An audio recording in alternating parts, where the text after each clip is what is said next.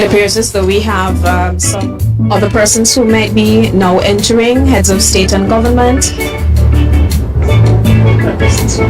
They are arriving out of order, just so that persons know they're not arriving in alphabetical order, the convoy. And so we are literally, as we see the official vehicles approaching, and they are exiting the vehicles, sharing the information with you in real time. Now we have the arrival of the Prime Minister of St. Vincent and the Grenadines, Dr. Godwin Friday, and his wife, as well as the rest of his delegation as well. Ebony, it seems like my microphone might have been off. Persons were not able to hear what I was saying. So just to give a brief recap, you are looking at the opening of the 50th meeting of the Conference of Heads of Government for the Caribbean Community. It's being held in Frigate Bay, St. Kitts, under the chairmanship of the Honorable Dr. Terence Drew, who of course is the Prime Minister of St. Kitts and Nevis.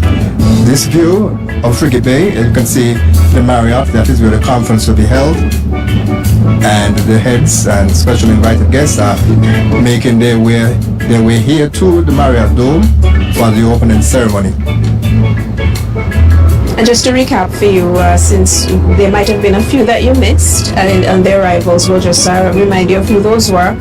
As we had that small technical difficulty in the beginning, we've already seen the arrival of the Prime Minister of Belize, Jean-Brice Sagnou. We've also seen the arrival of the Prime Minister of the Republic of the Commonwealth of Dominica, the Honorable Roosevelt Skerrit. Also here in the building is the Honorable Godwin Friday of St. Vincent and the Grenadines. Dr. Irfan Ali, the Prime Minister of Guyana, has also arrived. We are hearing the police escort at the moment, which is signaling the arrival of some additional dignitaries and or special guests. So we will wait in to see who is up next.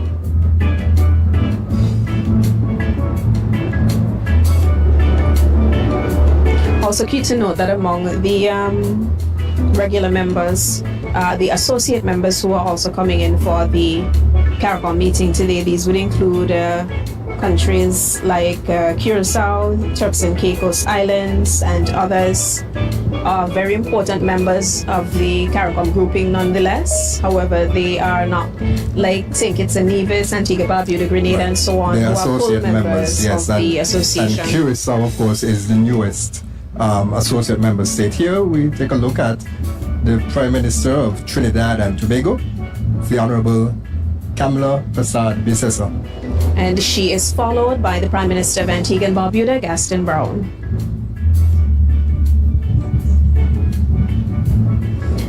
Prime Minister Persad-Bissessar is also one of the presenters this afternoon, and so I know there are a lot of people anxiously waiting to hear her contribution today.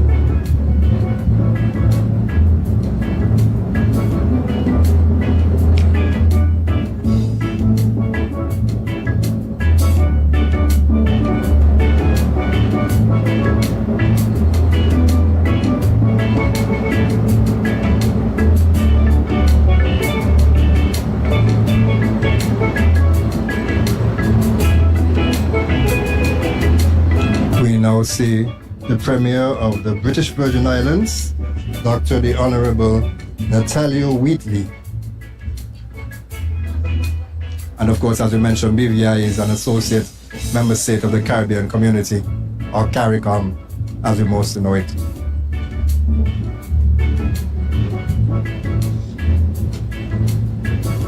So just to remind you that we are carrying here on this stream this afternoon, continuing coverage of the opening ceremony of the 50th regular meetings of the CARICOM Heads of Government. As part of the St. Kitts and Nevis contingent and the members of cabinet, we're seeing now the arrival of the Honorable Samuel Duggins. He is followed by the Honorable Senator Joyelle Clark. And also we see the Honorable Conress Maynard.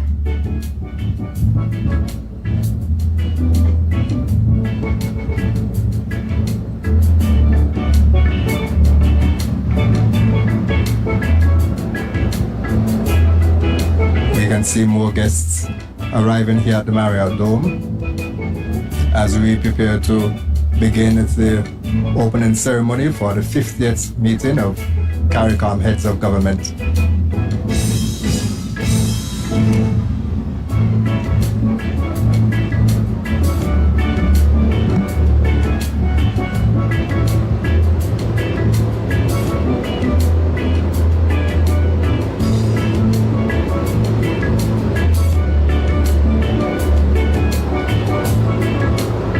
Just as a reminder of some of the speakers who are to come this afternoon in the course of the session, which looks as though we will have a prompt start today with the arrival of the foreign dignitaries. We have speaking as well, presenting the feature presentation this afternoon, Dr. the Honorable Terence Drew, who is the Prime Minister of St. Kitts and Nevis and also the current chair of CARICOM. So we're looking forward to his presentation. We've already mentioned Prime Minister Prasad Bisesa, who will be speaking this afternoon. She will also be joined in the lineup of speakers this afternoon by the Prime Minister of Jamaica, Dr. Andrew Holness. Also speaking this afternoon will be Dr. Carla Barnett, who is the CARICOM Secretary General. We've not seen her arrival. We look forward to welcoming her.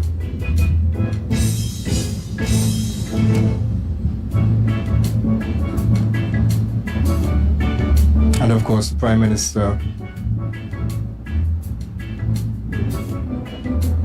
we see arriving now the Prime Minister of Jamaica, who actually is the outgoing chair of CARICOM, the Most Honorable Andrew Holness.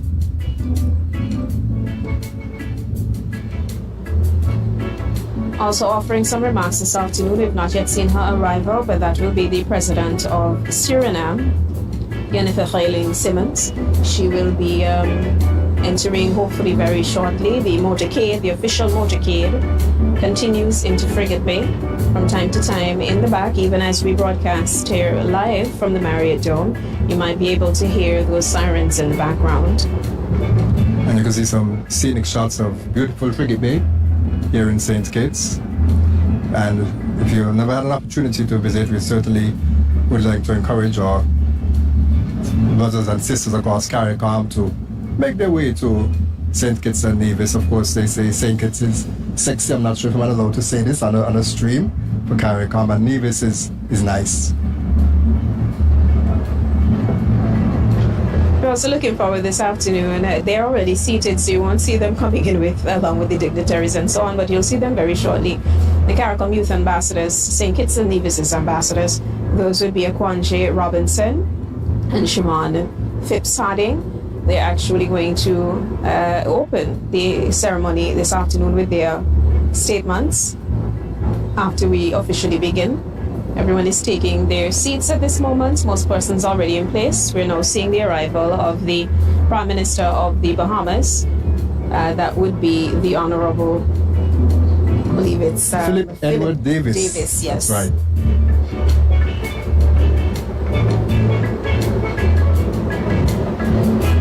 And importantly, Ebony, the Prime Minister would have traveled from St. Kitts and Nevis, Prime Minister the Honorable Dr. Terence Drew, as the head of CARICOM, to meet individually with the leaders of the member states to rally regional unity. Of course, it's a common theme for this meeting.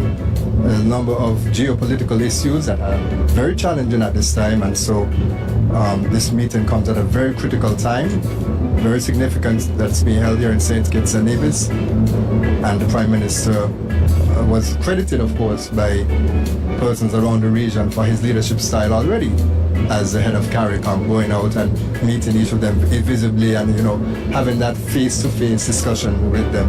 It was welcome. Very important, as you said, at this particular time, as we navigate challenging moments in the Caribbean when unity and togetherness is more important than it ever has been before. And so to see this tour take place was something monumental, especially ahead of the Golden Jubilee, is it that we're at? 50 years of CARICOM. And we're looking to keep the body together and grow stronger coming out of this meeting. Big announcement was made in the last few days that the U.S. Secretary of State would also be attending these meetings, and so it is quite timely, I believe, for conversations with senior members of the Trump cabinet as well to be taking place at this very important and significant CARICOM meeting, as we seek to also foster good relationships with our partners in the world and with the region.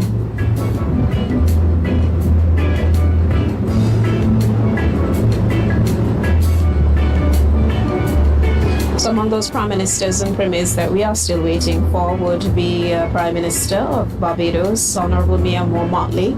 We're also waiting for the arrival of others, which would include the Premier of Anguilla, which is an associate member, Cora Richardson Hodge.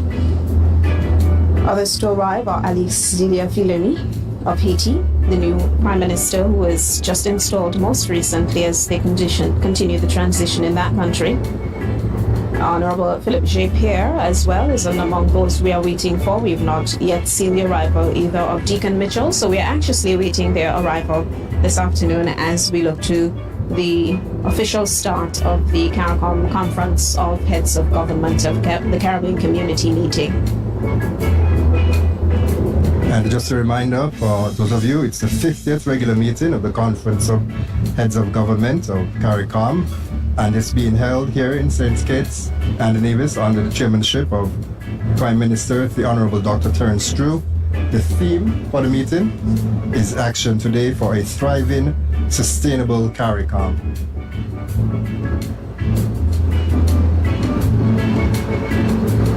And then I find the use of the word sustainable in the theme very interesting. Of course, the scourge of climate change, as the Prime Minister of St. Kitts and Nevis, Dr. Terence Drew, has repeatedly advocated against that.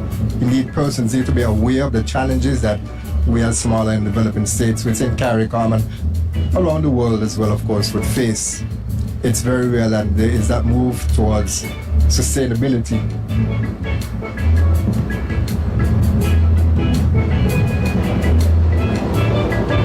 Already among those seated are the Deputy Prime Minister of St. Kitts and Nevis, the Honorable Dr. Jeffrey Hanley. He's been here for quite some time. We're also seeing moving around, and we are expecting the official arrival of some delegates from the Kingdom of Saudi Arabia. So we anxiously await and look forward to that. We also have representatives who will be here today as well from the Afromex Bank. The Honorable Shirley Botchway, Secretary General of Commonwealth, is also due to join us, as well as representatives of the United Arab Emirates.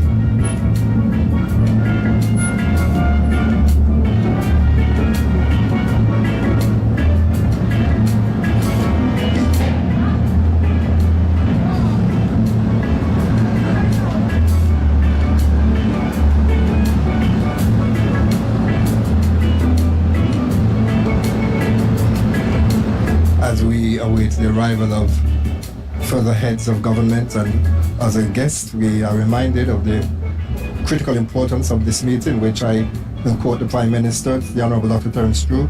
He said that the opening ceremony, which is of course what is happening here today, is more than a formal start to deliberations. It is a celebration of Caribbean oneness and a reaffirmation of our collective commitment to action. Stressing on that word action, of course. The Prime Minister continued, as we gather under the theme Beyond Words, we signal to our people and to the world that CARICOM is entering a new era of implementation, resilience, and sustainable prosperity.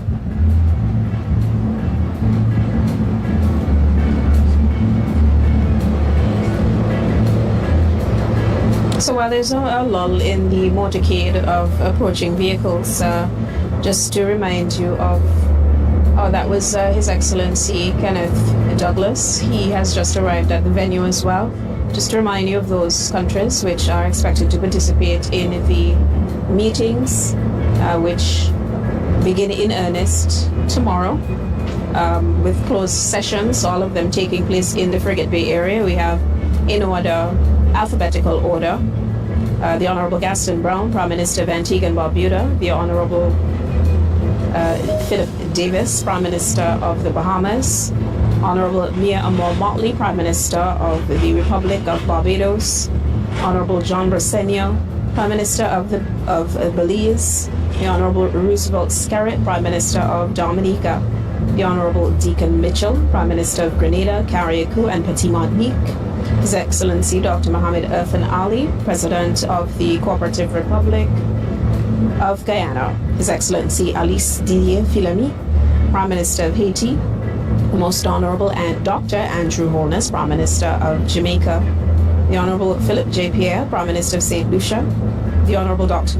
Godwin Friday, Prime Minister of St. Vincent and the Grenadines, Her Excellency President Dr. Jennifer Reiling Simmons, President of the Republic of Suriname, Honorable Kamala Persad Bissessar, SC, Prime Minister of the Republic of Trinidad and Tobago, Honorable Cora Richardson Hodge, Premier of Anguilla, Honorable Edward David Burt, Premier of Bermuda, the Honorable Dr. Natalia Wheatley, Premier of the British Virgin Islands, Honorable Andre Ebanks, Premier of the Cayman Islands, His Excellency Mr. Galmar Piaz, Prime Minister of Curacao, and Honorable Jamel R. Robinson, Deputy Premier of the Turks and Caicos Islands.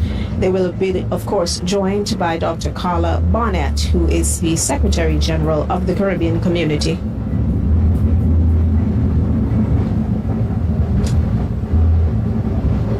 And important to note that, of course, there are a number of specially invited guests. Maybe you would have mentioned, of course, the U.S. Secretary of State, His Excellency Marco Rubio, is expected to address the meeting. And the meeting, I should actually mention, takes place from the 24th. The guests include His Excellency Adel Al-Jubeir, the Minister of State for Foreign Affairs in the Kingdom of Saudi Arabia. And I'm sure there are some persons who have already seen the traditional wear of persons from Saudi. If you could look on the screen now, there, Her Excellency Noura bint Mohammed Al-Kabi, the Minister of State for Foreign Affairs in the United Arab Emirates and Chairman of the Board of Directors of the African Export-Import Bank, commonly referred to as Afrexim Bank.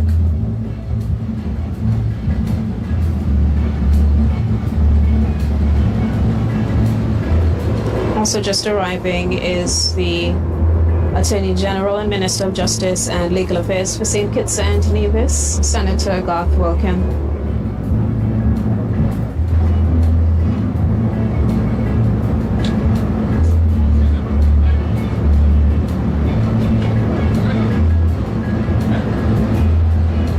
The 50th regular meeting of the Conference of Heads of CARICOM will address critical regional priorities, including climate finance, food and energy security, regional security, and of course, as I mentioned earlier, geopolitical developments.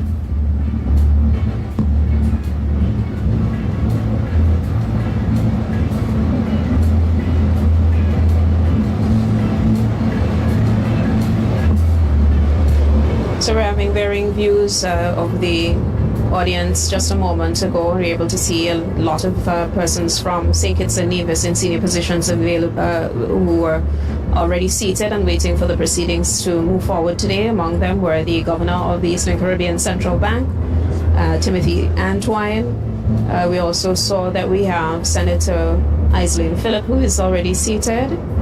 We already indicated that we had the arrival of other cabinet secretaries here as well, along with his wife, seeing the Premier of Nevis and his wife, as well as members of the Nevis Island Administration.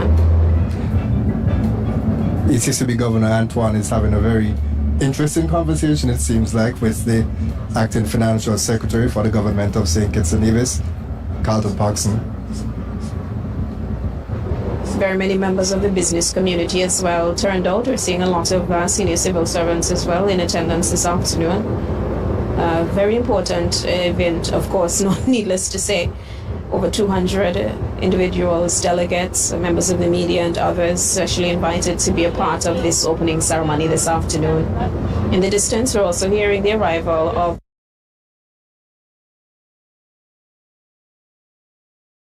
another official motorcade, and so we look forward to seeing who is joining us now.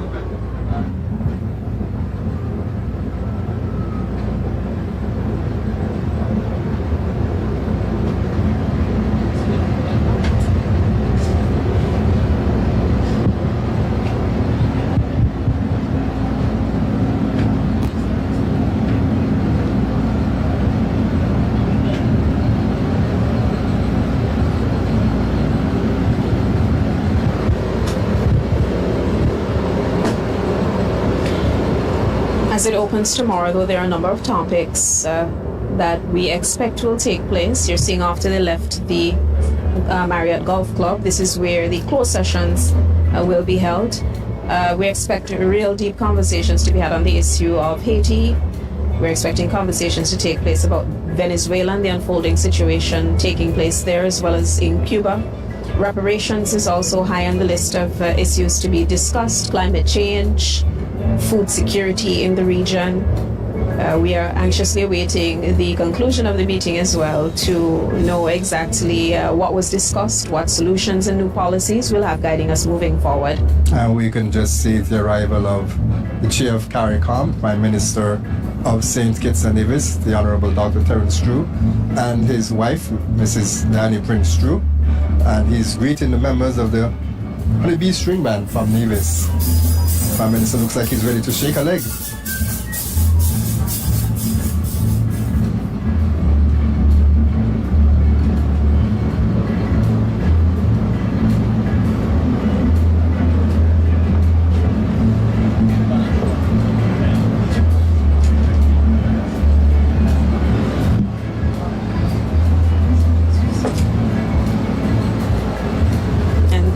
Just stopping there along with his wife to take a portrait in front of the official CARICOM banner.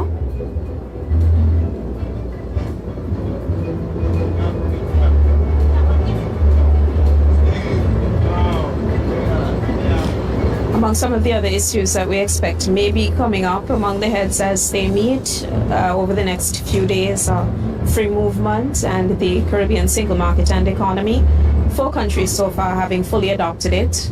Conversations, of course, to surround some concerns there may be in other member states who have not yet fully adopted the CSME and free movement principles.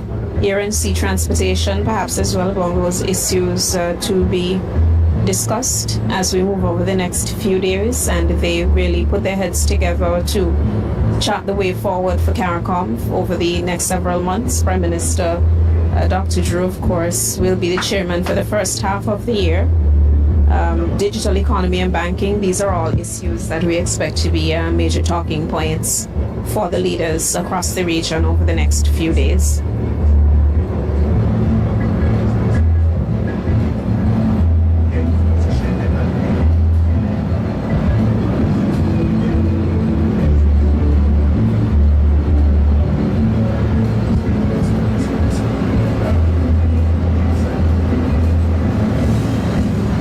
So we're inside the holding area, having a view of a very exclusive area there. The Prime Minister now engaging with Her Excellency Noura bint Mohammed Al-Kabi, Minister of State, responsible for foreign affairs of the United Arab Emirates. He is also now having a conversation with Prime Minister of Trinidad and Tobago, Kamla Prasad Bissessar. In the back, we're seeing Honorable Deacon Mitchell of Grenada.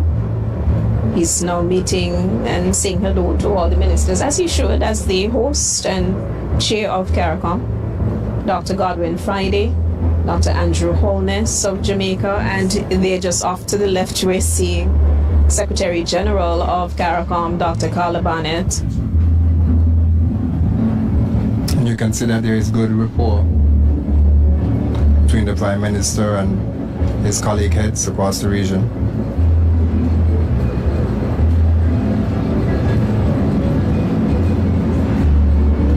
Prime Minister is now greeting the Honorable Deacon Mitchell, Prime Minister of Grenada.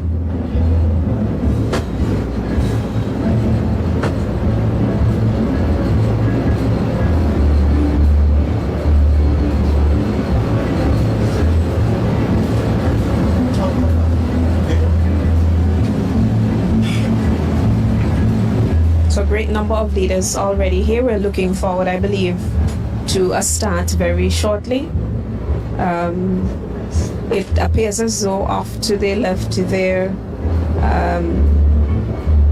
speaking might be representatives of the Afrexim Bank, speaking with Prime Minister of Dominica.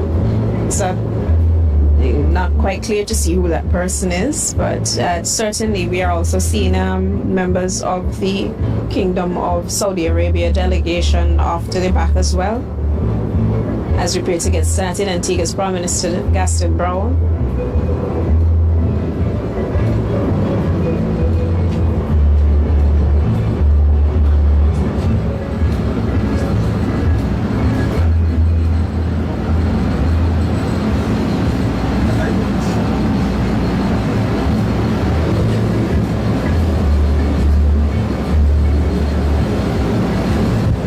So among those, everyone of course certainly significant, but of those that we certainly look forward to at regional events of this sort, Prime Minister Mia Mottley has not yet arrived. We're certainly looking forward to welcoming her. Good afternoon, ladies and gentlemen.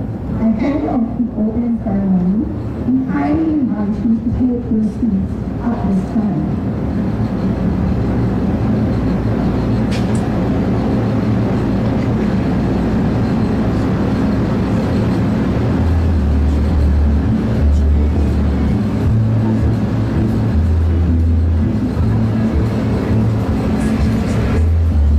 Prime Minister now greeting the President of Suriname. She actually is the first female president of that country. Jennifer Heiling Simmons.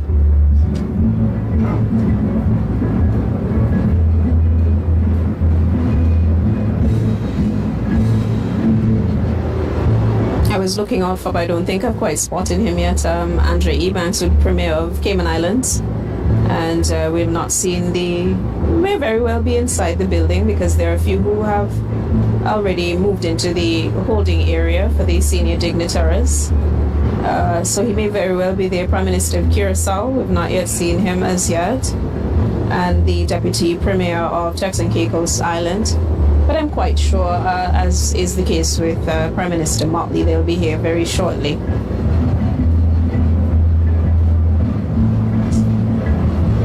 But with the announcement of seating, we will be moving inside to carry on the coverage of the meeting this afternoon, of the opening of the 50th regular meeting of the Conference of Heads of Government of the Caribbean Community. Again, a very important time for us, 50 years of meetings and of CARICOM's togetherness, and certainly looking forward to a long future of CARICOM staying united and working together as one region. And there are some persons who may be looking at the stream and wondering where the U.S. Secretary of State Marco Rubio is. I should mention he's not going to be here for the opening. He's not in country as yet. He's scheduled to arrive later this week and participate in the meetings with CARICOM heads and also have some bilateral discussions with Prime Minister the Honorable Dr. Terence True. Now, the meeting with Secretary Rubio is expected to underscore the deep and long-standing partnership between CARICOM and the United States, and of course reflect ongoing efforts to strengthen cooperation in key areas. And it relates to the multilateral engagements.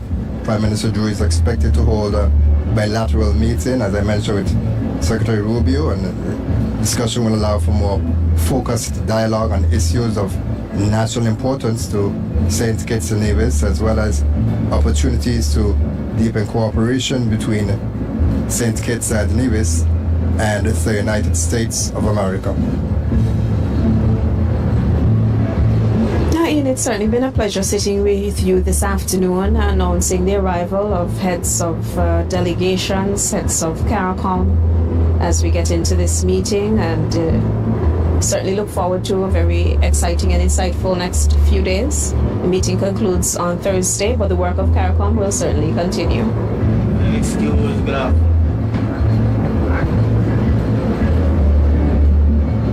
We can see off into the distance on the left side of the screen, that's the island of Nevis, St. Kitts' sister island.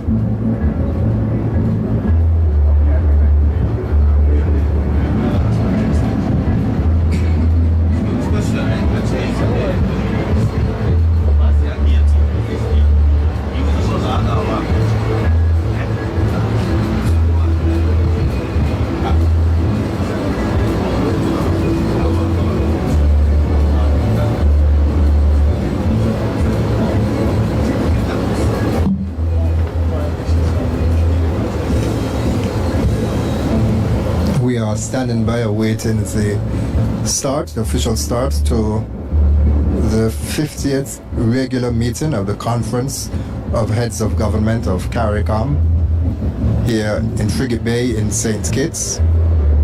We see the arrival of the Foreign Affairs Minister for St. Kitts and Nevis, the Right Honorable Dr. Denzel Douglas.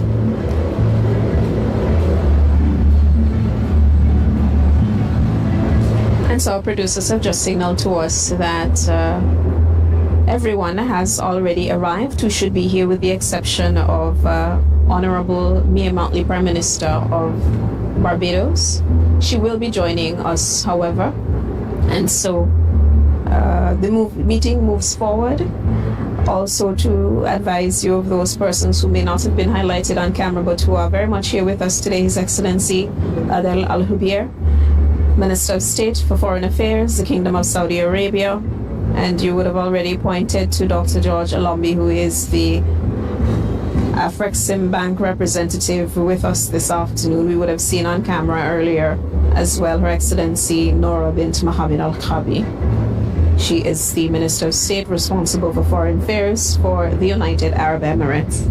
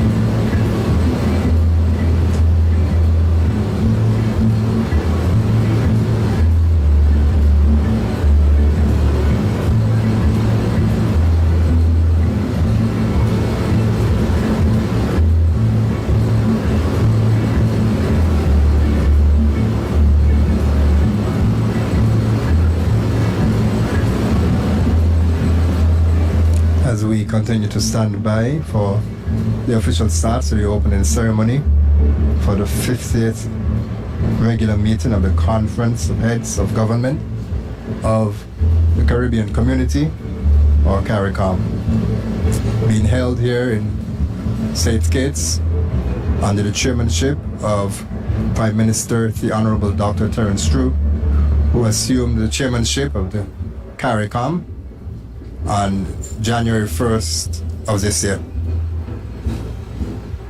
The Prime Minister has consistently emphasized the importance of principled, respectful, and strategic engagement with international partners, noting that small states, such as the member states of CARICOM are, must remain united while actively shaping their place within an evolving global order.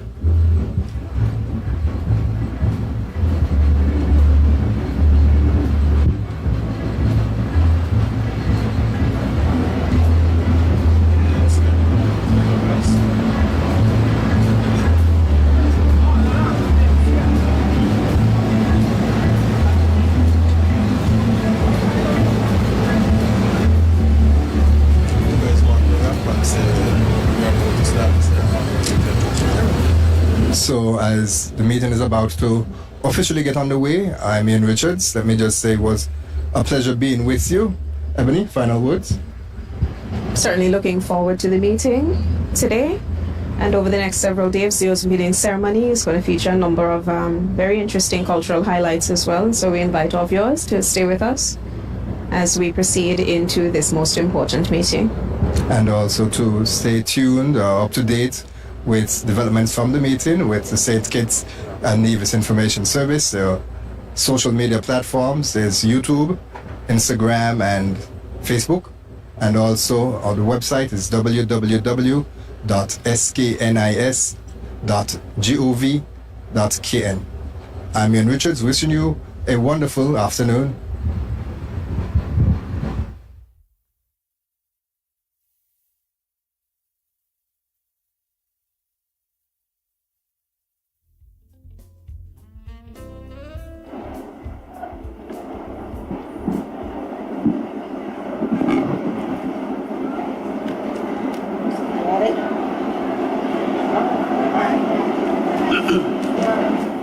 Good afternoon, ladies and gentlemen. I can't do it.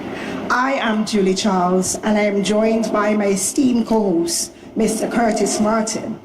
It is our pleasure to welcome you to the opening ceremony of the 50th regular meeting of the Conference of the Heads of Government of the Caribbean Community, CARICOM, convened under the theme, Beyond Words, Action Today for a Thriving, Sustainable CARICOM.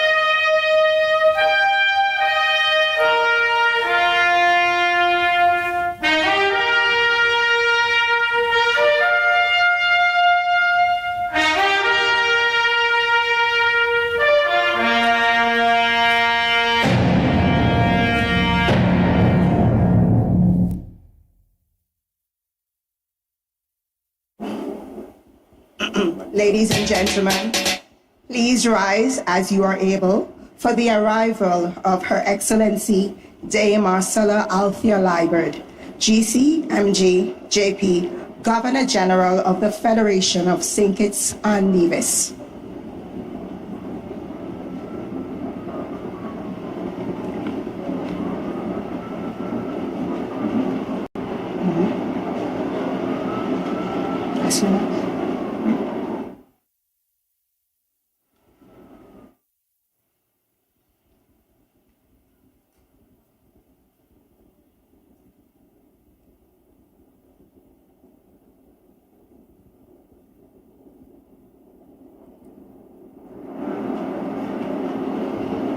Ladies and gentlemen, please remain standing for the arrival of the heads of delegation of the Conference of the 50th regular meeting of the Conference of Heads of Government of the Caribbean Community.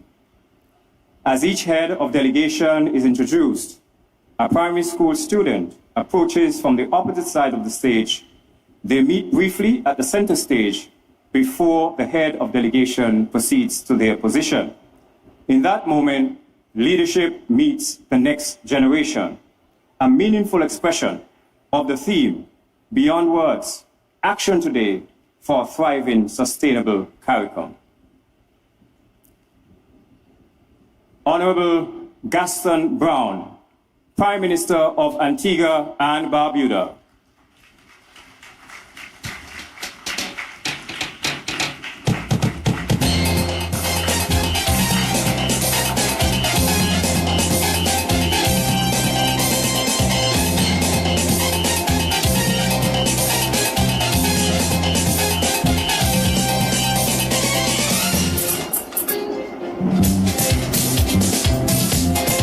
Representing the Honorable representing Barbados, Honorable Philip Davis, Prime Minister of the Bahamas. My apologies.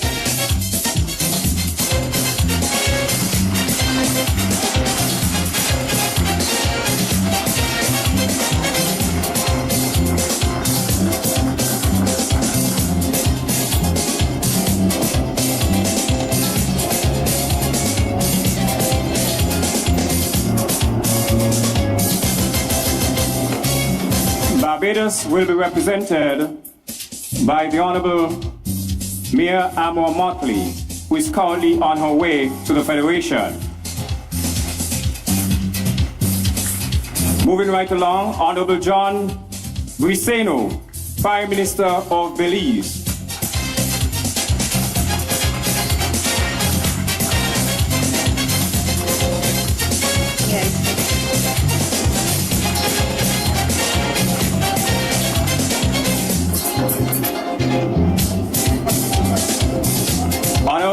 Honorable Roosevelt Skerrit, Prime Minister of the Commonwealth of Dominica.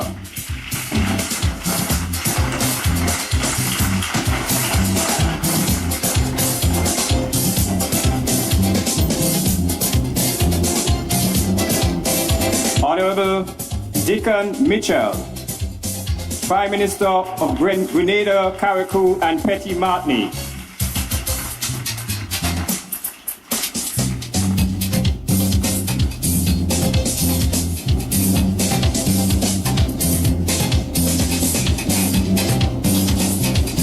His Excellency, Dr. Mohamed Irfan Ali, President of the Cooperative Republic of Guyana.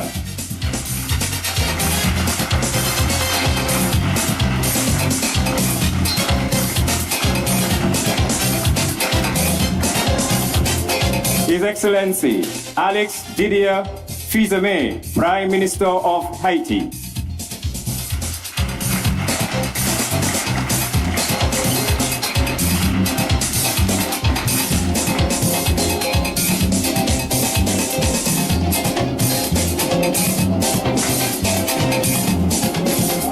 Representing the Honorable Philip J. Pierre, Prime Minister of St. Lucia, is the Honorable Alva Baptiste, Minister of Foreign Affairs.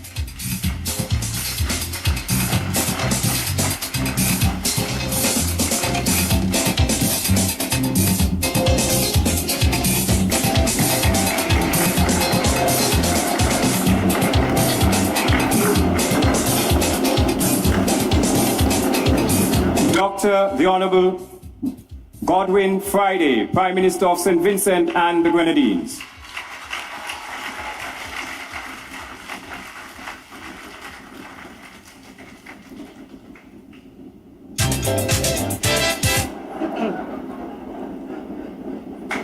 Her Excellency, Dr. Jennifer Gerlings Simmons, President of the Republic of Suriname.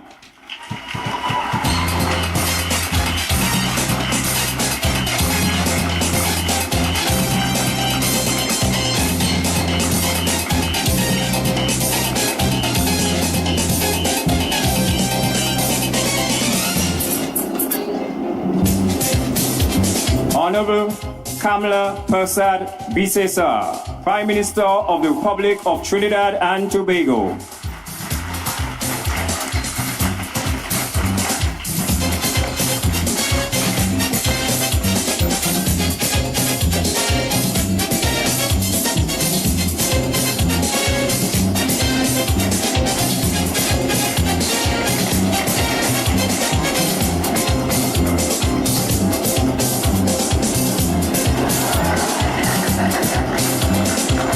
Honorable Cora Richardson Hodge, Premier of Anguilla.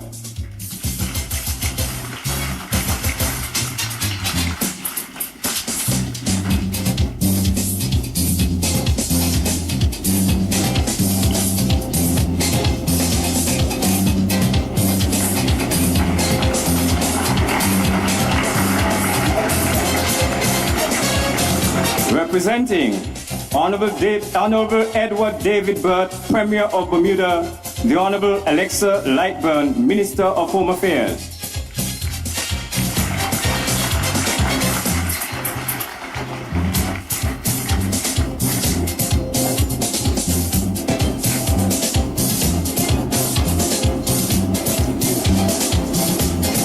Dr.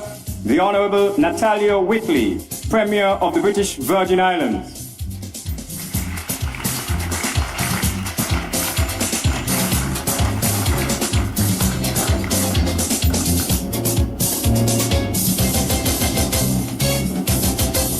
Honorable Andre Ebanks, Premier of the Cayman Islands.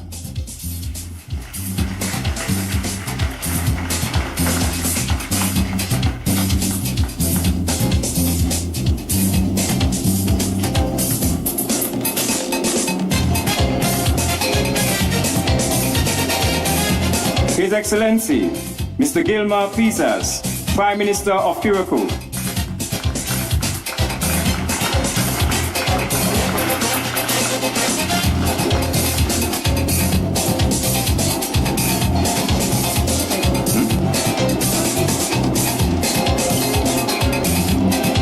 Dr. the Most Honorable Andrew Holness, Prime Minister of Jamaica.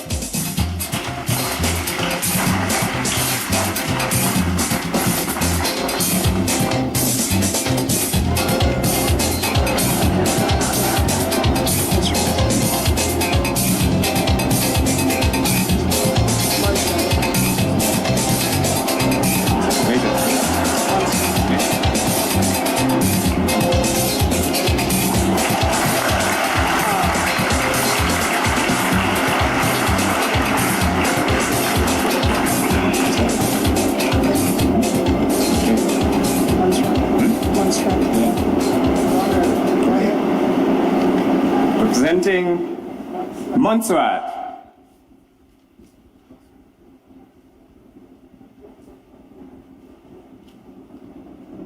calling on the head of delegation for Montserrat. Okay. Mayor Mead.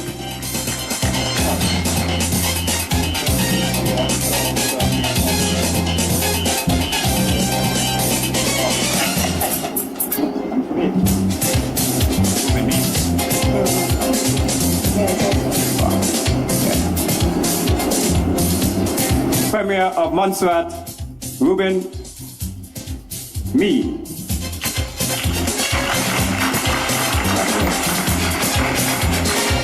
And we go back to Barbados. Honorable Mia Amor Motley, Prime Minister of Barbados.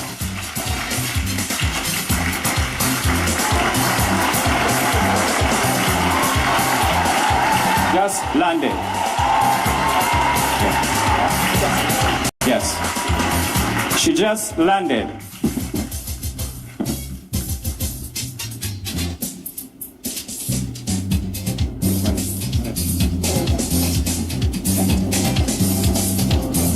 Ladies and gentlemen,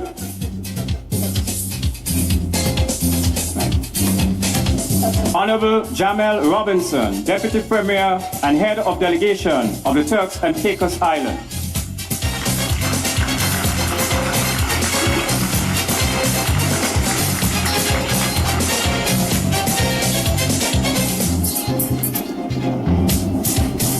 Ladies and gentlemen, Dr. Carla Barnett, Secretary General of the Caribbean Community, CARICOM.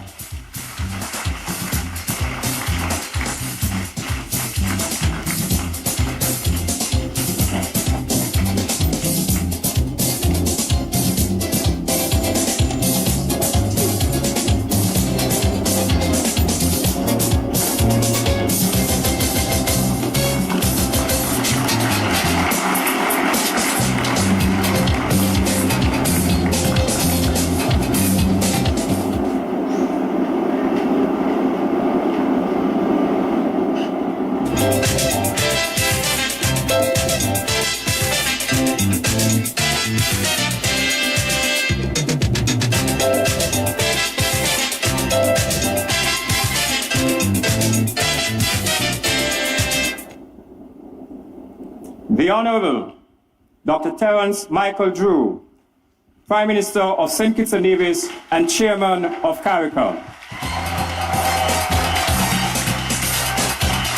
Let us give a warm round of applause for all of the heads of delegation.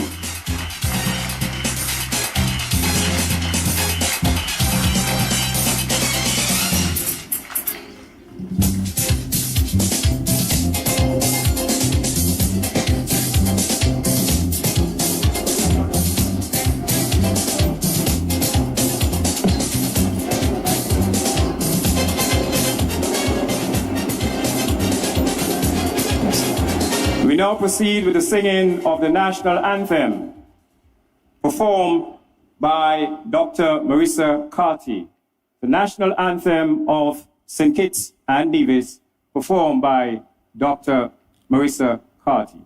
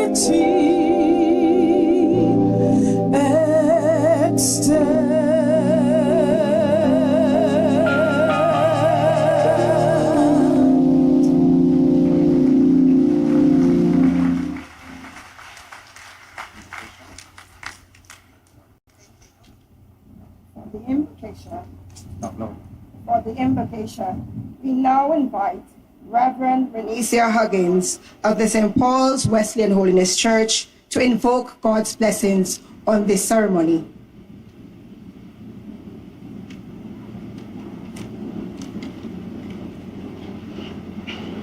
Let us bow for prayer. Almighty and everlasting God, we gather at this significant moment in the life of our Caribbean community with hearts of gratitude for the rich heritage we share, diverse cultures, and resilient spirit that define our region. Lord, we thank you for the beauty of our islands and mainland territories, for the seas that surrounds us, the land that sustains us, and the people whose creativity and strength shape our shared destiny. We thank you for our leaders, delegates, and citizens who've come together for this important assembly. Lord, we ask for wisdom to guide every discussion, integrity to shape every decision, and courage to pursue what is just and beneficial for all of us. We ask for clarity, Father, of thought where issues are complex. We ask, God, that you would grant patience where perspectives differ. We ask that you would grant unity where there may be division. May this gathering strengthen cooperation among our nations and deepen our commitment to economic stability, social development, environmental stewardship, and the well-being of future generations. Bless the work of this community, Lord. Bless the partnerships formed and the agreements reached. Lord, we ask that you would bless our region with peace, resilience, and sustainable progress. May we leave this ceremony this afternoon renewed in purpose, mindful of our shared responsibility, and be determined to build a Caribbean that reflects dignity, opportunity, and hope for all. We offer this prayer. Amen. Thank you. Thank you very much, Reverend Huggins. Ladies and gentlemen, you may now be seated.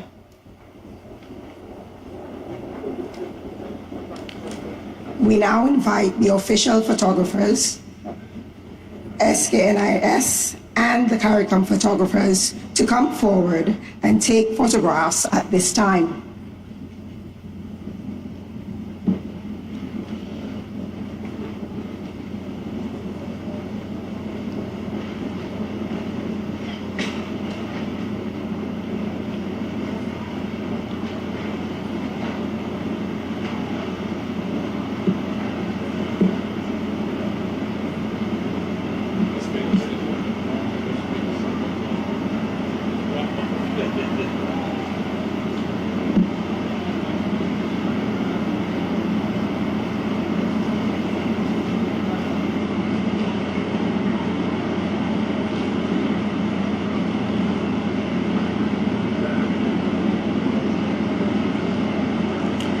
We now invite the other photographers to come forward and take photographs.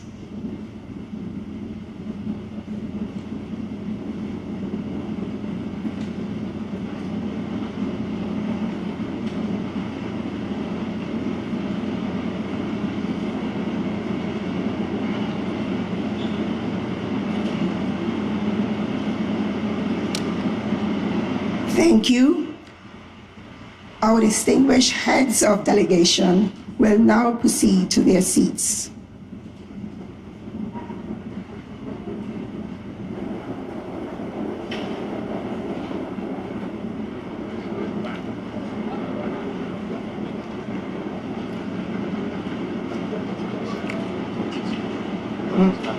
Your voice back in. Mike? No.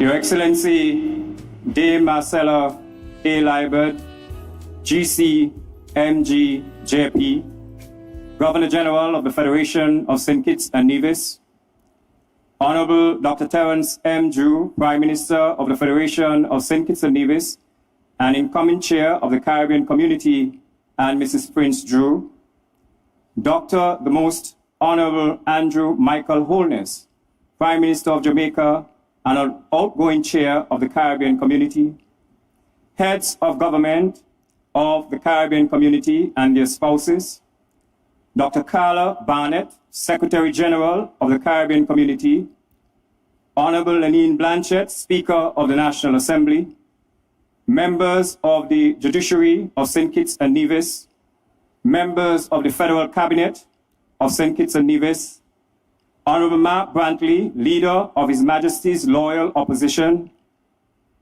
of the National Assembly and Premier of Nevis and Mrs. Brantley, other members of the National Assembly, Cabinet Ministers from CARICOM member states, Your Honor, Hailita Liebert, OBE, MH, Deputy Governor General for Nevis, members of the Nevis Island Assembly, members of the Diplomatic Corps, the Right Excellent and the Right Honorable Dr. Sir Kennedy Simmons, KCMG, National Hero, and Lady Simmons, members of the CARICOM Secretariat Executive, ambassadors of member states accredited to CARICOM, His Excellency Adel bin Ahmed Al Jubeir, Minister of State for Foreign Affairs, member of the Council of Ministers and Climate Envoy of the Kingdom of Saudi Arabia, Her Excellency Noura bint Mohammed Al Kabay, Minister of State at the Ministry of Foreign Affairs of the United Arab Emirates, ambassadors of third states accredited to CARICOM, permanent secretaries, senior government officials, Honorable Shirley Botchway, Commonwealth Secretary General, Dr. Didiscus Jules, Director General of the Organization of the Eastern Caribbean States, Dr. George Ilombe, President and Chairman of the Board of Directors of the African Export-Import Bank, other representatives of international and regional organizations, members of delegations, members of the media, distinguished ladies and gentlemen. Today, to deliver welcome to the 50th regular meeting of the Caribbean community, we invite the St. Kitts and Nevis Youth Ambassadors, Aquanje Robinson and Siobhan Phipps Harding, to bring welcome.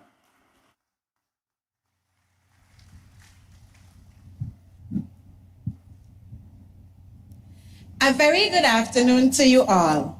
On behalf of the government and the people of the Federation of St. Kitts and Nevis, it is our distinct honor and privilege to welcome each and every one of you to this historic occasion, the 50th regular meeting of the Conference of Heads of Government of the Caribbean Community. To all who have traveled from near and far to join us, I extend our warmest greetings from our Twin Island Federation. May you feel from this very moment the genuine hospitality, pride, and warmth of our Kittitian and Nevisian people as we host this golden jubilee of Caribbean togetherness. My Caribbean people, we stand at a historic threshold. 50 meetings of this magnitude represents decades of shared vision. But as we gather today under the theme, Beyond Words, Action Today for a Thriving, Sustainable CARICOM, we must acknowledge a fundamental truth. Our region's people and youth are no longer looking for togetherness written in ink, but they are looking for progress etched into our landscapes. The people of this region are not blind to the gravity of our situation. We feel the volatility of a changing climate, the weight of shifting world orders, the burden of our shared debt, and the heartbreak of watching our best and brightest take our talents elsewhere when the future they seek feels more certain beyond our shores than within them. We are keenly aware of the barriers before us, but we do not stand here in despair. Instead, we stand grounded in the one constant that has defined the Caribbean for centuries: resilience. Our resilience is not a modern buzzword. It is our inheritance. It is woven into our shared history, from the resistance of our ancestors to the reconstruction of our islands after every storm. This resilience has always united us. It is the grit that transformed our large ocean states into global giants in culture, sport, and diplomacy. And having survived the fractures of our past, we are no longer defined by what broke us, but by the sustainable future we stand ready to build. A thriving CARICOM, then, cannot resemble the systems that still constrain us.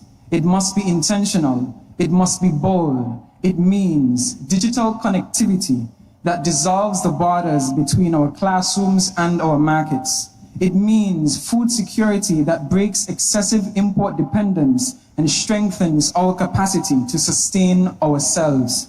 It means climate justice that moves from rhetoric to tangible protection for our communities.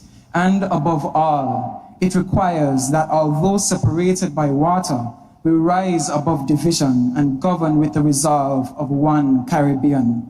Let this 50th meeting be remembered not for the elegance of its speeches, but for the boldness of your vision and your implementation, moving beyond words together.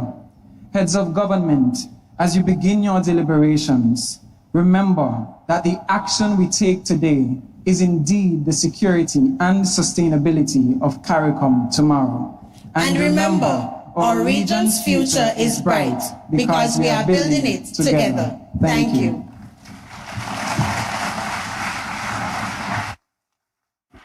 Excellent. Thank you, Aquanje Robinson and Chevron Phipps Harding, CARICOM Youth Ambassadors for St. Kitts and Nevis. Ladies and gentlemen, the CARICOM song is the official patriotic song of the Caribbean community. It reflects our history, celebrates our culture, and affirms the identity of Caribbean people.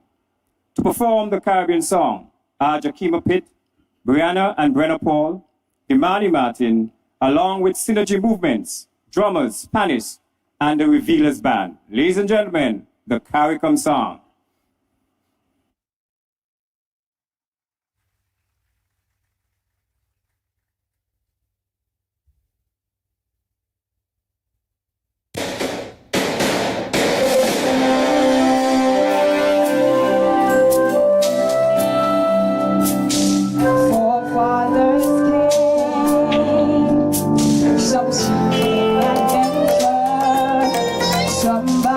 Say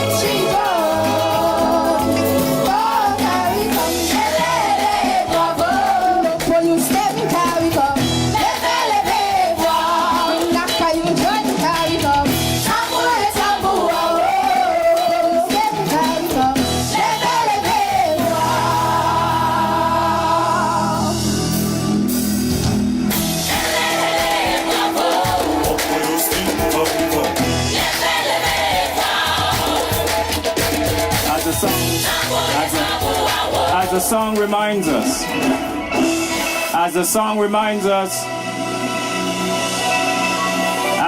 reminds us, though great and diverse our ethnicities, the bonds that unite us are stronger than these. We dine, we pray, we love, we dance, and we play. We relate to each other the West Indian way. Today, as a people united, determined and steadfast we stand. We look to a brand new horizon, the future now, firmly hand in hand.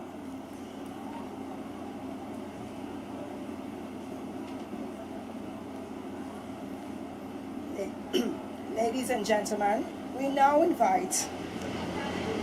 invite Dr. Carla Barnett, Secretary General of the Caribbean Community, to deliver her remarks.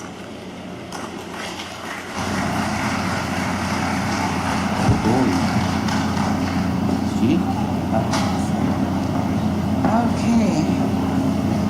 All right. Good evening, ladies and gentlemen.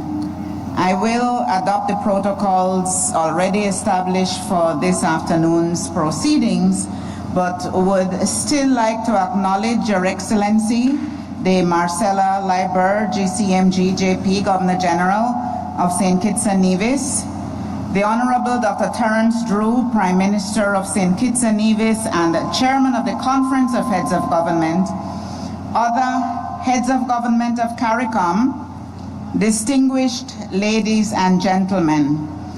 We gather again in this beautiful Twin Island nation for the 50th regular meeting of the Conference of Heads of Government of the Caribbean Community. St. Kitts and Nevis hosted 2 major CARICOM meetings last year, when foreign ministers met in May for the 28th regular meeting of the Council for Foreign and Community Relations, and the 19th Caribbean Week of Agriculture, which was held in October. Then, the smallest sovereign state among us is punching above its weight, and no effort has been spared to ensure excellent arrangements for our meeting. On behalf of the community, I thank our host, the Honorable Dr. Terence Drew, Prime Minister, and the people of St. Kitts and Nevis for their gracious hospitality to our delegations. Since assuming the chairmanship of CARICOM on January 1 this year, Prime Minister Drew has set the tone for a very active and productive tenure. His chairmanship started with emergency meetings of the community on the very first weekend of the year, and his in-person visits with heads of government in the region have clearly indicated his capacity for action and desire for unity and results. Chair, I am confident that under your guidance and with the support of your colleague heads of government, the Secretariat and our regional institutions, the interests of our region will see accelerated advancement under your leadership.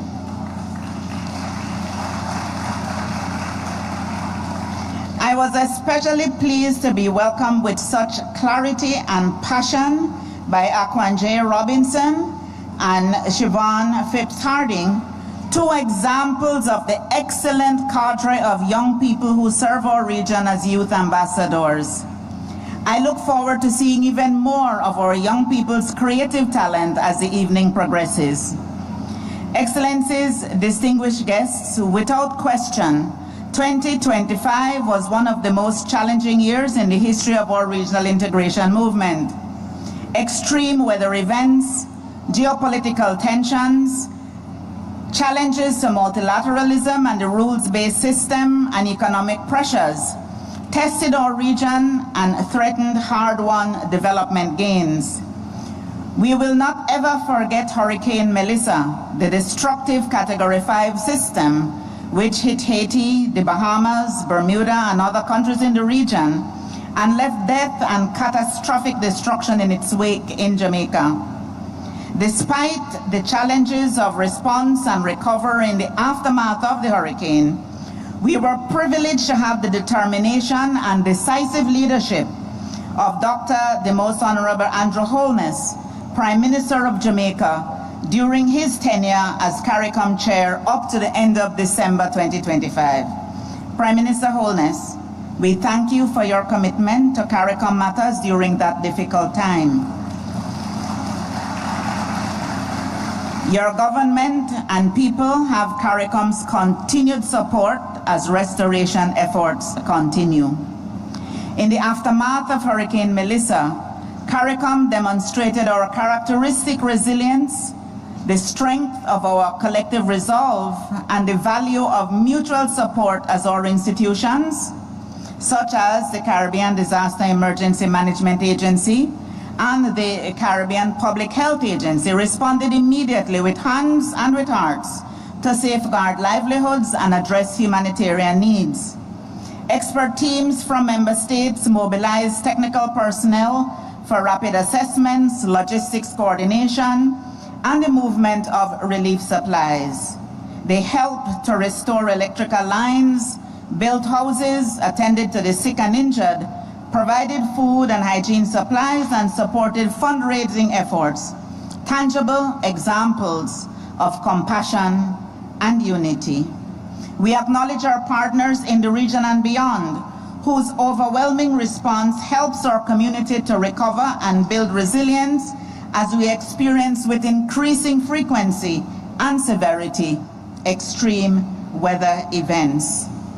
We also had occasion to be very proud of our long-standing record of solid democratic governance, as 7 CARICOM member states and 4 associate members held peaceful general elections during the year.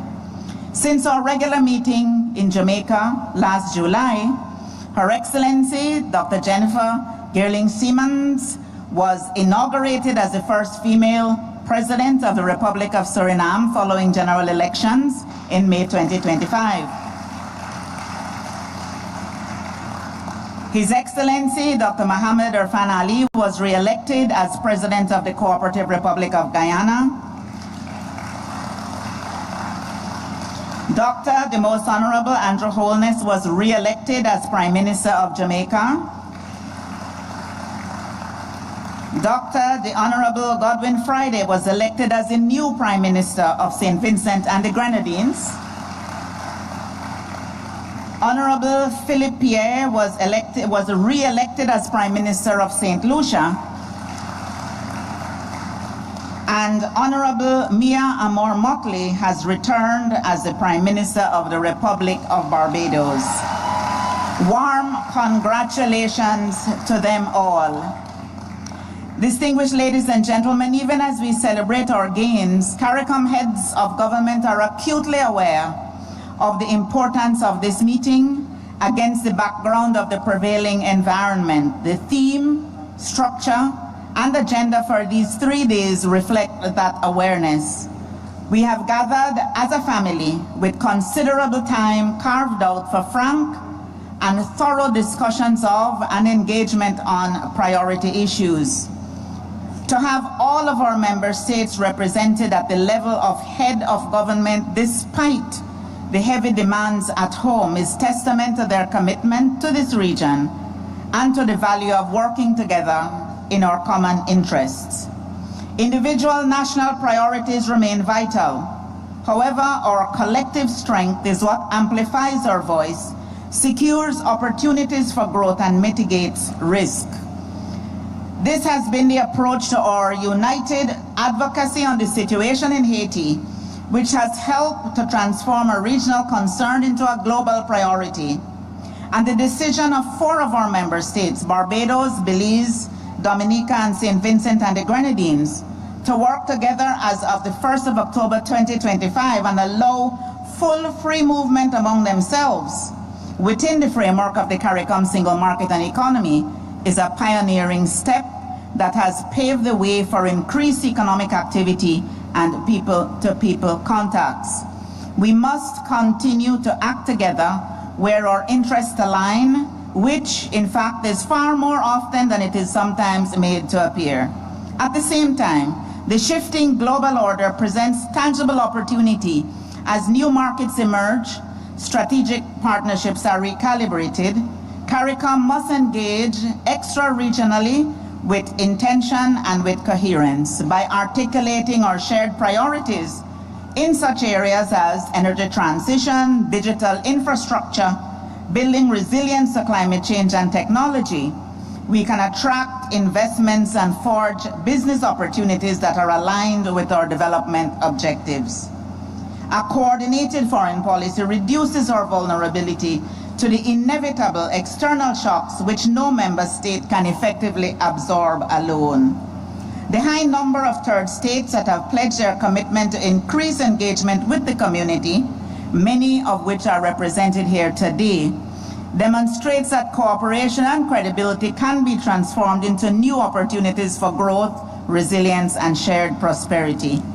In this vein, I am extremely pleased to welcome the new President and Chairman of the Board of Directors of Afreximbank, Dr. George Elombe. His presence here today indicates CARICOM's renewed efforts to actively foster South-South partnerships, including with the African Union. Successful second CARICOM Africa Summit was held last year, and we are committed to continuing to deepen our engagement in such areas as finance and development, advocacy for reparations, air connectivity, and cultural exchanges. I also welcome our additional special guests, His Excellency Adel bin Ahmed Al Jaber, Minister of State for Foreign Affairs and Climate Envoy of the Kingdom of Saudi Arabia, who joins us following the successful inaugural CARICOM Saudi Arabia Summit held in 2023. Her Excellency Noura bin Mohammed Al Qari, Minister of State in the Ministry of Foreign Affairs, United Arab Emirates, and the Honorable Shirley Botchway, Commonwealth Secretary General. We look forward to their engagements with heads of government.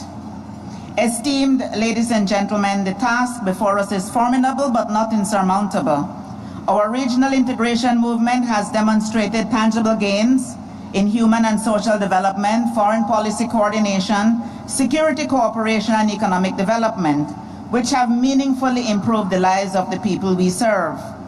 As member states build on these achievements, the Secretariat remains firmly committed to maximizing the skills and experience of its staff members and other variable resources with which we have been entrusted.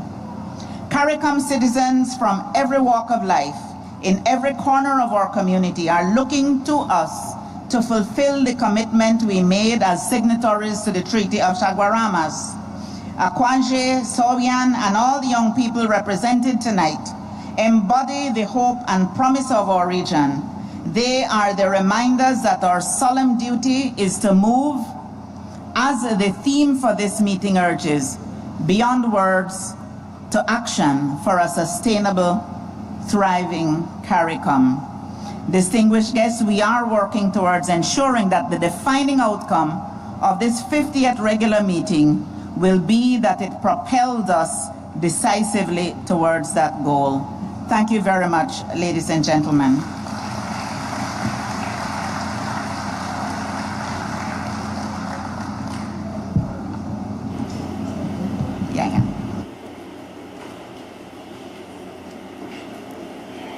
Thank you, Dr. Barnett. Culture is one of the ways we recognize ourselves. It connects identity with expression and is carried forward through participation and practice. We will now present a combined drum corps, the First Federal Brotherhood Drummers and the Spirit Drummers, in a drumology rooted in our Afro-Caribbean traditions.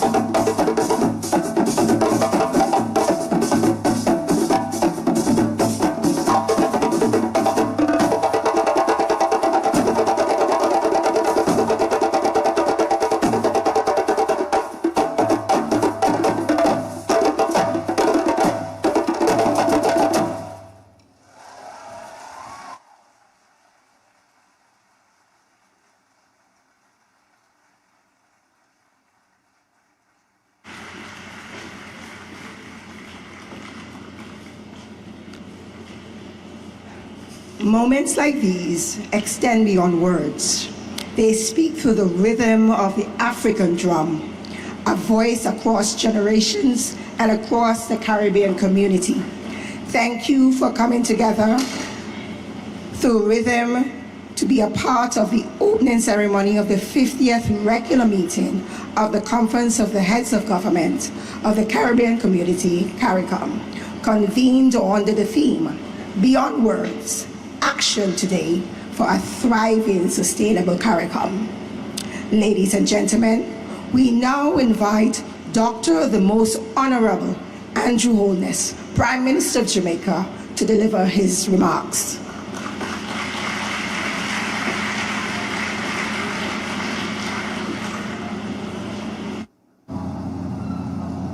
Her Excellency, Dane Marcella Liburd, Governor General, and the Honorable Dr. Terence Drew, Prime Minister of St. Kitts and Nevis, colleague heads of government, Dr. Carla Barnett, Secretary General of CARICOM, Excellencies, ladies and gentlemen, it is a good evening in St. Kitts and Nevis.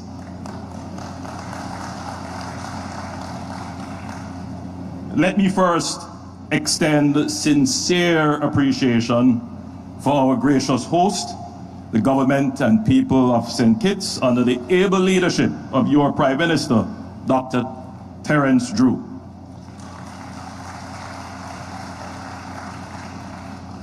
I'm grateful for the warm hospitality and the excellent arrangements put in place to facilitate this meeting. I also warmly acknowledge my colleague heads who have been re-elected and newly elected since our last regular meeting in July. The Honorable Philip Pierre, Prime Minister of St. Lucia, and the Honorable Mia Motley, Prime Minister of Barbados, the Honorable Godwin Friday, Prime Minister of St. Vincent and the Grenadines. Heartiest congratulations to you and best wishes for a successful tenure. No, Irfan and I were elected, not since our last conference. We were elected before, right, Irfan? Newly. We were re-elected before, yes. Friends, it is a privilege to address this 50th regular conference of heads of government of the Caribbean community. 50 years or 50 meetings of this body represents far more than institutional continuity. They tell a story of political maturity, determination, and a shared conviction to Caribbean civilization. But anniversaries also demand honest reflection.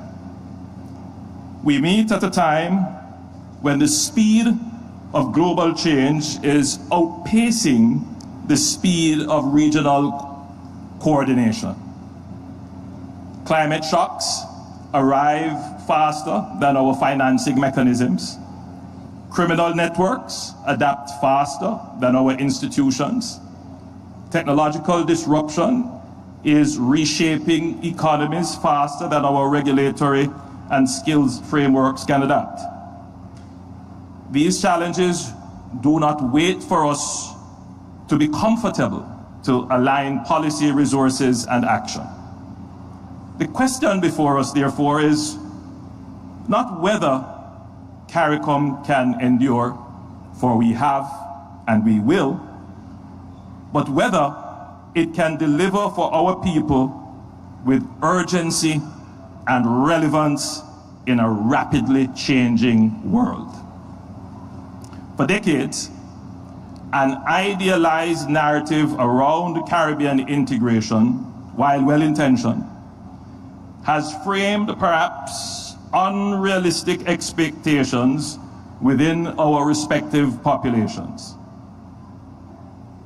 It has also perhaps unintentionally diminished the genuine strengths of our existing arrangement.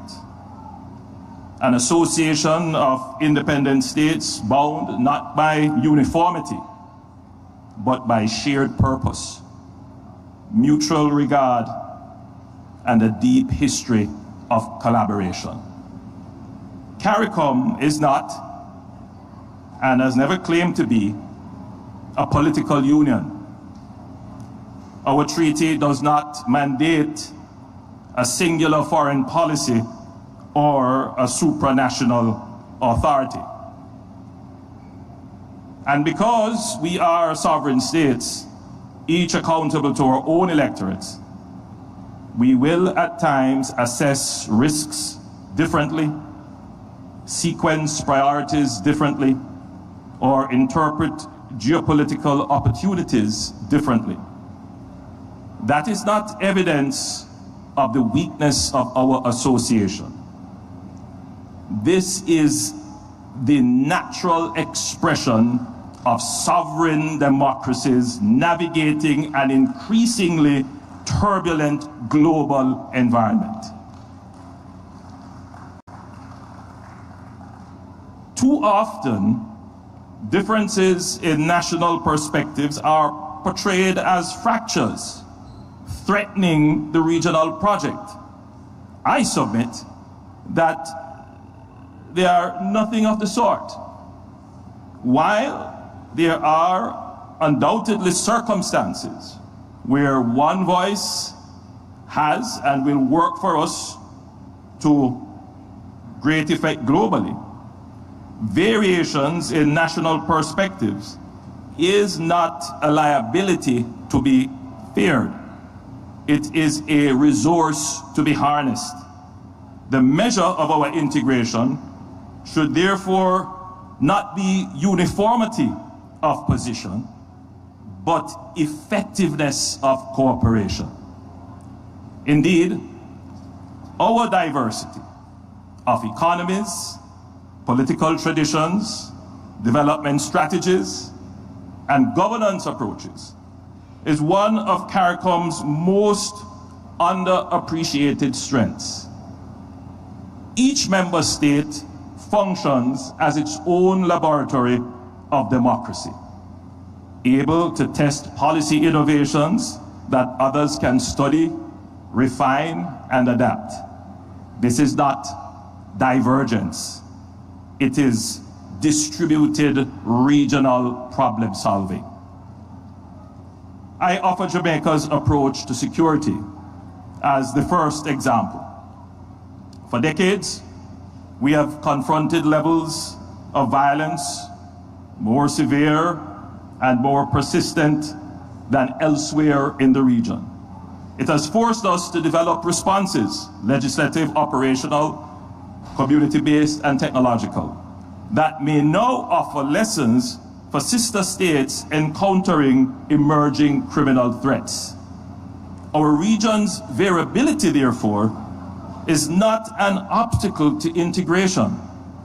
It is integration, practical, organic, and rooted in shared learning rather than a forced concept of uniformity. Still, even as sovereign states with sometimes differing priorities, there are core challenges such as regional security that binds us together and demand deeper cooperation. Organized criminal networks are increasingly sophisticated, technologically enabled, better armed, and not constrained by national boundaries. This week's events in Mexico exemplify that. Left unchecked, such networks can grow powerful and brazen enough to challenge the state itself. The Montego Bay Declaration on Transnational Organized Crime and Gangs, adopted during Jamaica's chairmanship, marked an important step in establishing a unified regional stance. This work must continue through intelligence sharing, joint operations, interoperable border management systems, and stronger alignment with regional and international partners. There is also the closely related matter of territorial integrity.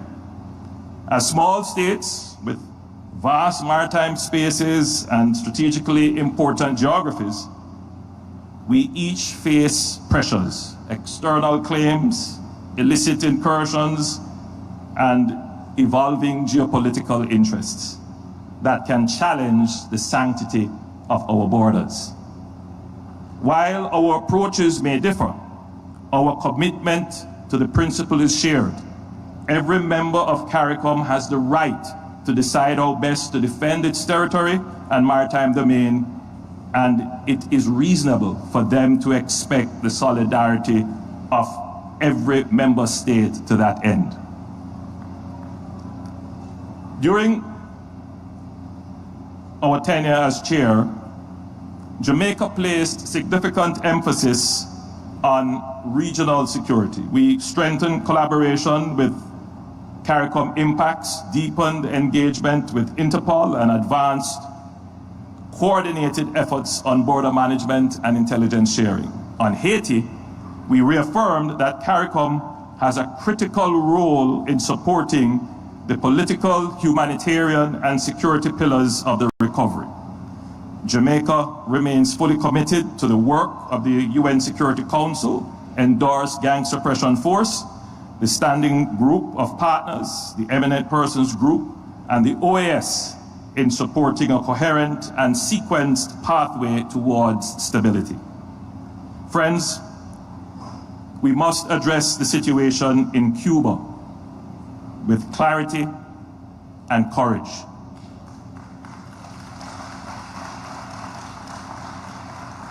Cuba is our Caribbean neighbor.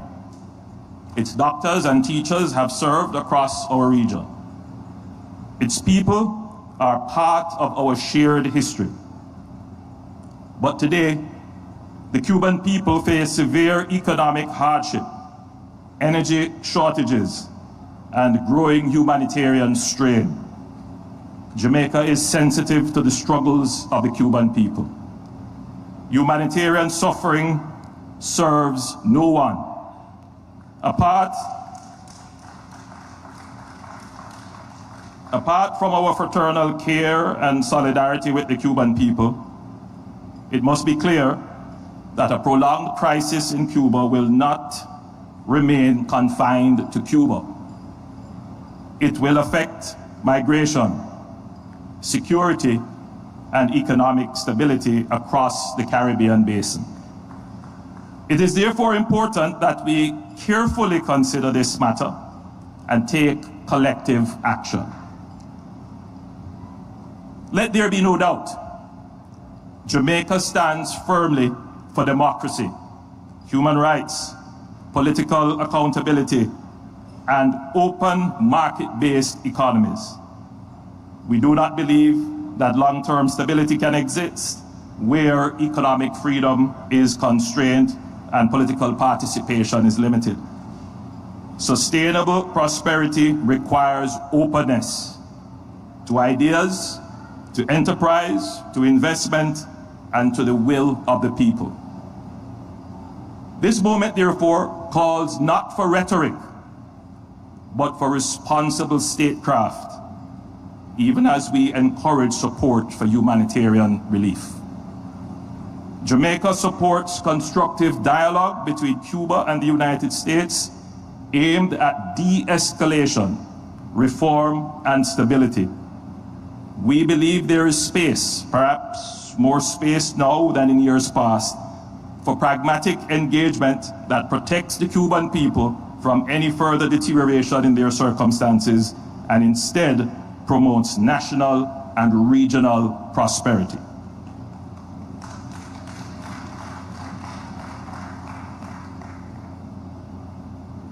Friends, colleagues, as it has been said, the geopolitical environment is shifting. Maybe it has already shifted. This may well be a moment of opportunity, a moment for transition, for recalibration, for a new chapter. CARICOM can play a constructive role, not as an ideological bloc, but as a community of democratic states offering cooperation economic reform, and social development. This is not a moment for division in our community. It is a moment for maturity, for principled realism, and if we act wisely, for positive change in our hemisphere. This brings me to the second shared challenge, navigating the transformation of the global system itself. The new geopolitical and economic environment is being shaped by strategic rivalry, supply chain realignment, and a new era of trade protectionism alongside rapid technological disruptions powered by artificial intelligence. Control over information platforms, standards, algorithms, and networks now influence economic power, national security, and policy autonomy as profoundly as control over physical resources once did. For small states, the risk of marginalization in this environment are real, but so too are the opportunities for leapfrogging if we act deliberately. Digital capability is now a component of sovereignty.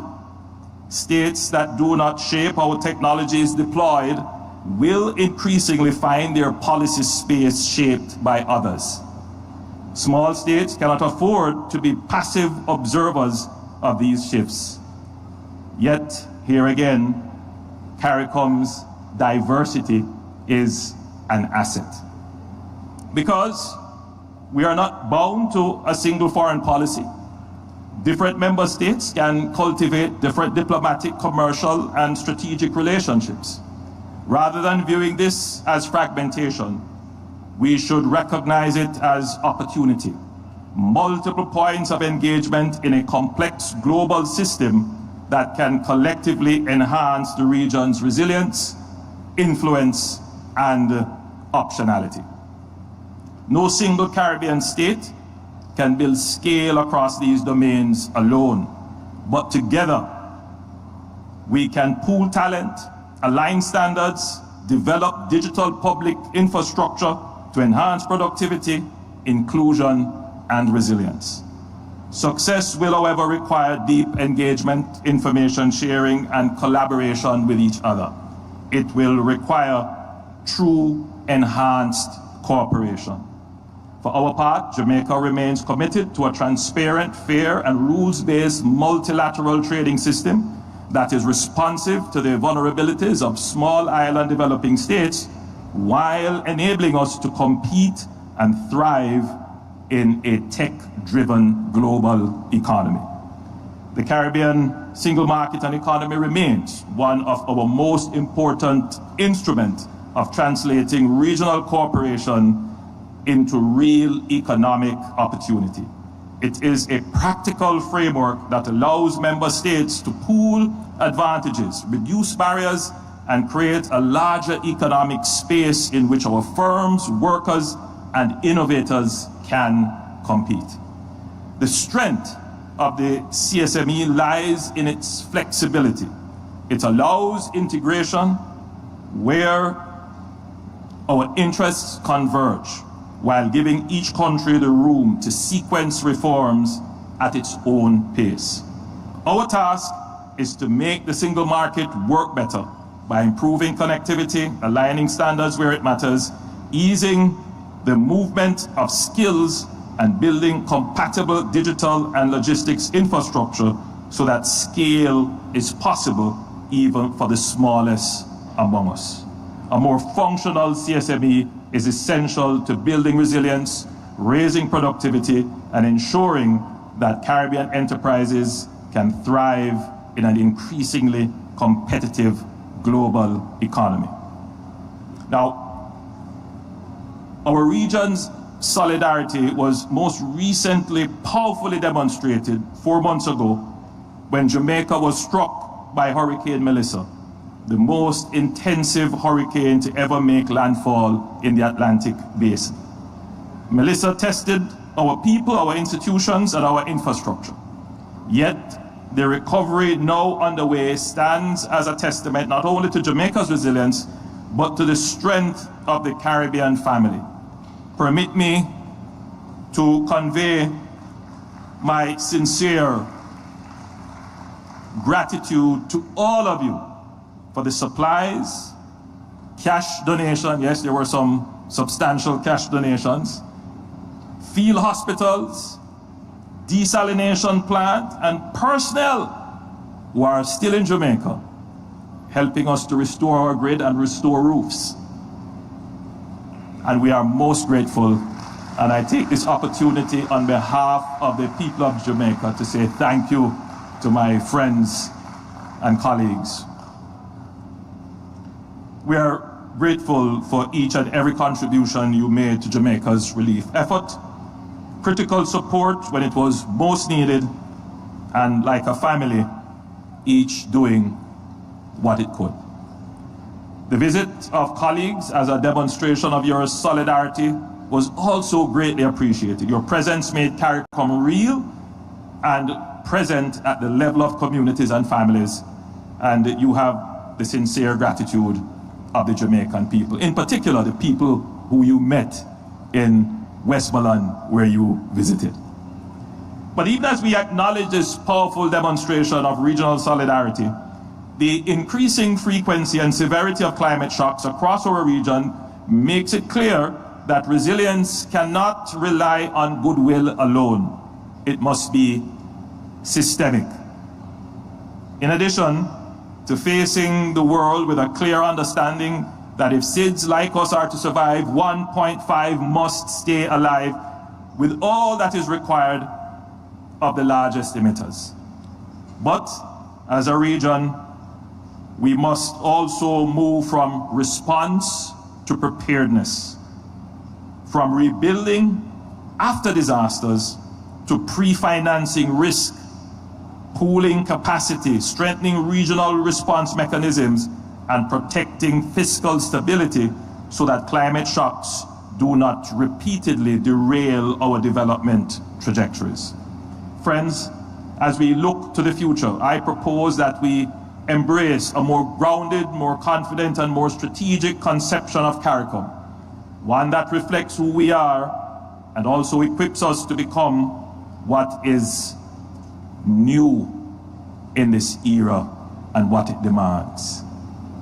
We are not a political union. We are, however, the oldest integration movement in the world. We are a powerful community of sovereign states with shared aspirations and overlapping and sometimes converging interests. That's just the reality. We are not monolithic. We are not always going to be one group. But we are aligned in critical areas that matter most for our people: security, resilience in all forms, economic opportunity, and global relevance. We are not peripheral. Our geography, youthful population, renewable energy potential, creative industries, and democratic traditions place us squarely within the strategic horizon of a rapidly changing world. Friends, Excellencies, at this juncture of our 50th regular meeting, a renewed vision for CARICOM must rest on these three imperatives. First, a competitiveness agenda anchored in logistics, connectivity, digital and AI-enabled transformation, and clean energy, allowing our economies to scale within the single market, even as each state advances its own development strategy. Second, institutional readiness. Regional bodies capable of delivering on clear priorities with professionalism and continuity, inspiring confidence among global partners, and these institutions must reduce their bureaucracy and increase their speed. And third, a nuanced diplomatic posture, one that recognizes diversity among member states as not fragmentation, but as a spectrum of strategic options that collectively enhance the region's leverage. Friends, if our economies are to scale, we must scale our ambitions. If our voice is to carry weight, we must speak with coherence, recognizing that unity does not require uniformity.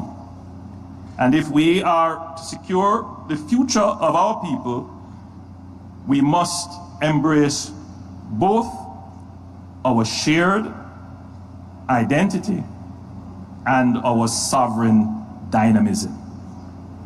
CARICOM endures because it adapts. It survives because we remain committed to the idea that small states can achieve big things when we work together. Jamaica's commitment to this project is unwavering because our national development is inseparable from the region's success. 50 conferences on, the work remains unfinished. As the theme of the conference urges us, we must move beyond words to action. The promise ahead of us is real if we pursue it together. I thank you.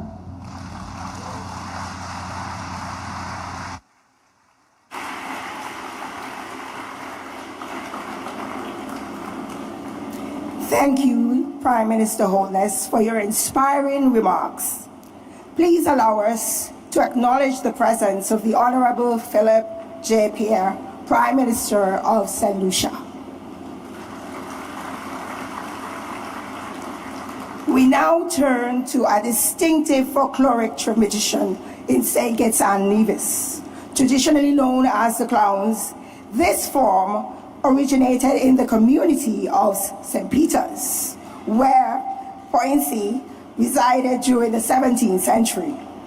This tradition has been preserved there and remains closely linked to St. Peter's today, presenting the St. Peter's Clown Troupe, accompanied by the St. Peter's String Band.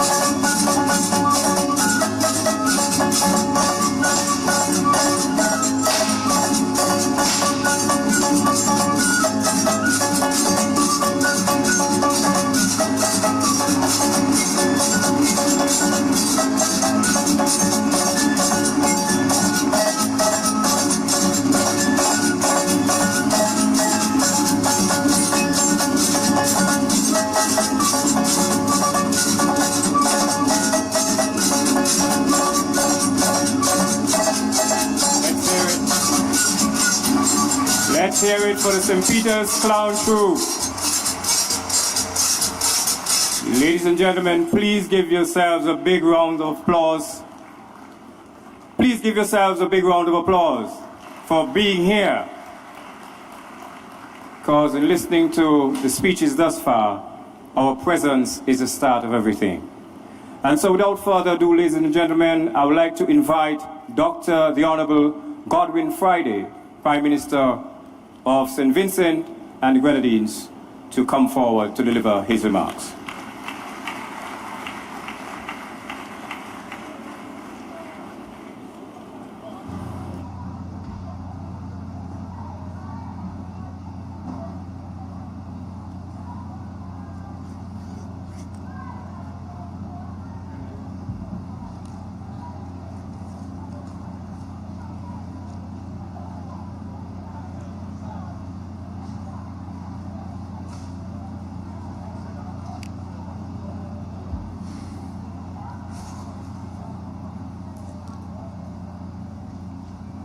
Her Excellency, Dame Marcella Liebert, Governor General of St. Kitts and Nevis, the Honorable Dr. Terence Drew, Prime Minister of St. Kitts and Nevis, Dr. Carla Barnett, Secretary General of CARICOM, fellow CARICOM heads, invited and distinguished guests, friends. Greetings from the wonderful people of St. Vincent and the Grenadines. I am delighted to be here at this vitally important event at such a critical time for our region. As we know, or many of you may, we recently had elections in St. Vincent and the Grenadines, and a new government of the new Democratic Party was elected. The first change in government in almost 25 years. And the people gave us a clear mandate to govern. It was an emphatic win. So here I am. As a new head of government, a new face at this conference, I may have much to learn about how things are done in this body and across the organs of CARICOM, and about how perennial issues have been addressed over the years and where they stand now. But I hope, being new on the stage, I am unfettered by the trials and the frustrations of the past, and might bring some small insight or added motivation that might help us to move forward. It seems to me that any serious consideration of the subject of regional integration and CARICOM's place in it begins with the familiar lament about the agonizingly slow pace of forward movement and the elusiveness of unity and collective action, especially in international affairs. Over the years, we have come to near breaking points. Words have been exchanged amongst leaders. Meetings have failed or even failed to take place because of an inability to agree on critical matters or a lack of will. And for that, we have been mocked at times as being more CARICOM than CARICOM. Yet, here we are. CARICOM survives. And the spirit of regional integration persists and indeed grows. And other countries seek full membership or associate membership in the organization. Consider that despite all the tensions and problems over the years, from the Closer Union Conference in 1949 in Jamaica, through the ill-fated West Indian Federation a decade later, then CARIFTA, and ultimately our much maligned but still beloved CARICOM. The integration spirit has endured. And those who ask, why? To you I say, the answer is simple. Because we need it. And we all know this. We may complain and fight amongst ourselves, but meanwhile we continue to support and reshape it. We remain ever hopeful that it will become more able to address our needs. We do this not only because of the ties of common history and a shared culture, but fundamentally because we all recognize the inescapable fact that we must have CARICOM or something like it. If the OACS, the Organization of Eastern Caribbean States, of which I am now the chairman, and CARICOM or similar organizations were not around today, we would feel their absence and set about working to create them. Thankfully, CARICOM remains. But now, more than ever, we are being tested. We are challenged from inside and out. The world around us grows more perilous daily. International rules and practices that we have become used to over the years have changed in troubling ways that call upon us to look to one another for support. Where we thought we could safely rely on familiar roads of the road, we must now tread cautiously and maneuver as best we can to advance our individual and collective interests. Friends, our persistence on the path of regionalism, no matter the challenges, is the best way forward. Let us strengthen our resolve about that. As I intimated above, I am committed to working alongside all of my colleagues, not merely out of sentimentalism, but also because there is no better alternative that I can think of for my country, St. Vincent and the Grenadines. And indeed, I believe, for all of us. In the current global realities, we need each other more than ever.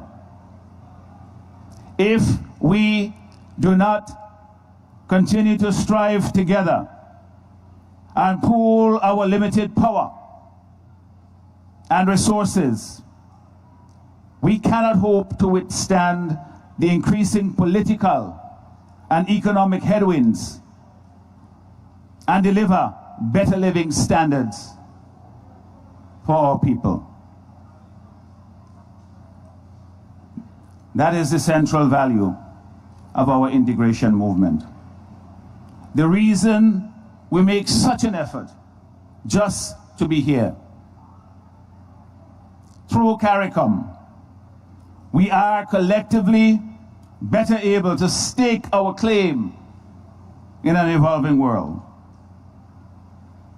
Let us never be so discouraged by our shortcomings that we fail to see just how much we have accomplished over the years. While we must do better, let us acknowledge that what we have done together has been a lot.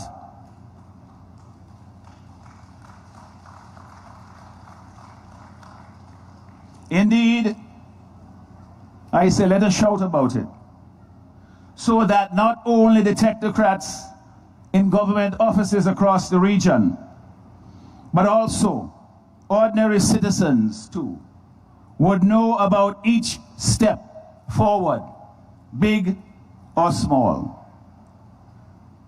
This would enhance the credibility and the relevance of the organization in our respective countries. Clearly, we must do a better job of engaging our people in the affairs of CARICOM. What we do here and in other forums must not only be about them, it must also be with them. For that is where our strength truly lies, in the people. Sometimes we question our purpose, but let us resolve that when there are doubts, they be only about how and never about whether we go forward. And then we can confidently work together on the real issues confronting our people, eliminating poverty and creating prosperity, removing obstacles to commerce, including currency-related ones, closing the skills gap in our workforce to meet the needs of our economies and promote employment, confronting climate change, and resilience financing,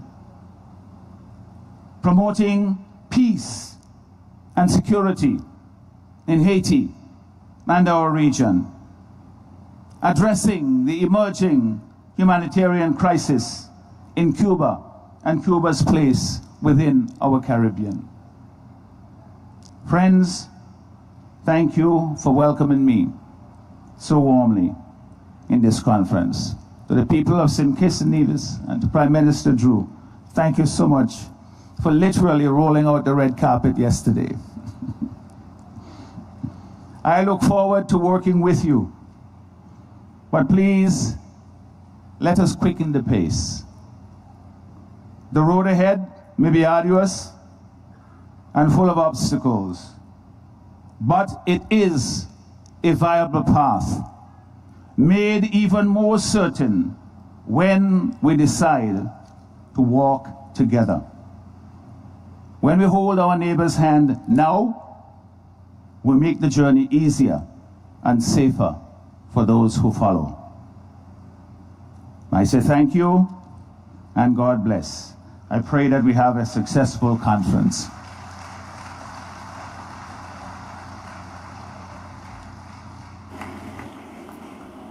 Thank you, Dr. the Honorable Godwin Friday, for your inspiring remarks.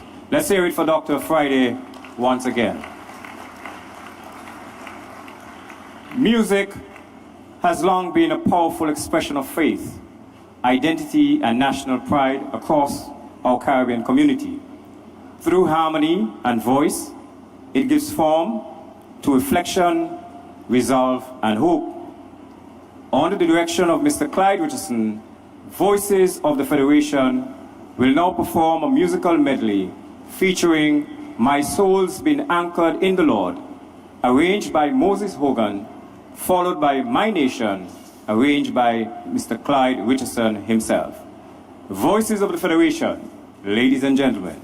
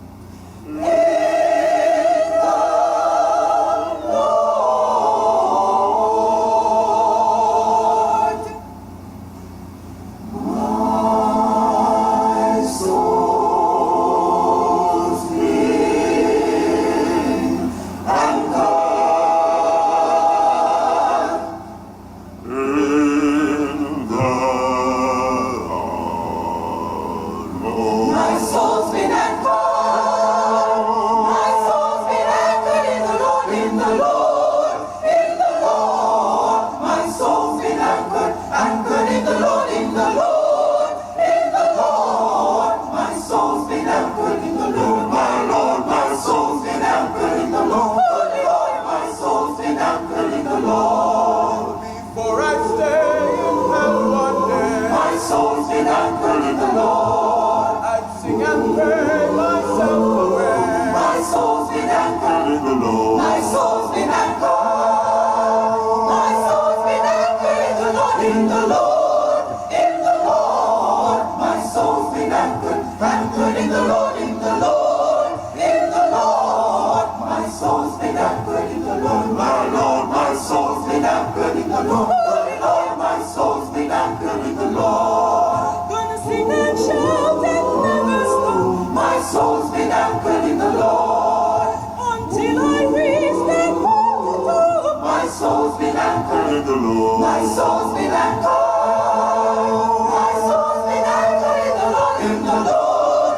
In the Lord. My soul's been anchored. Anchored in the Lord. In the Lord. In the Lord. My soul's been anchored in the Lord. My Lord, my soul's been anchored in the Lord. Lord, my soul's been anchored in the Lord. Do you love it? Oh yes. Do you love it? Hallelujah. Do you love it? Oh yes. God Almighty. Are you anchored? Oh yes. Yes, I'm anchored. My soul's been anchored in the Lord. Will you serve him? Will you serve him? Oh yes. Will you serve him? Hallelujah. Will you serve him? Oh yes. God Almighty. Are you anchored? Oh yes. Yes, I'm anchored. My soul's been anchored in the Lord.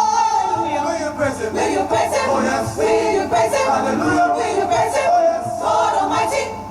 Yes, I'm anchored. Lord, I'm anchored. Oh yes. Lord, I love him. Oh yes. Yes, I serve him. Oh yes. Lord, I praise him. Oh yes. Hallelujah. My soul's been anchored in the Lord. Almighty God.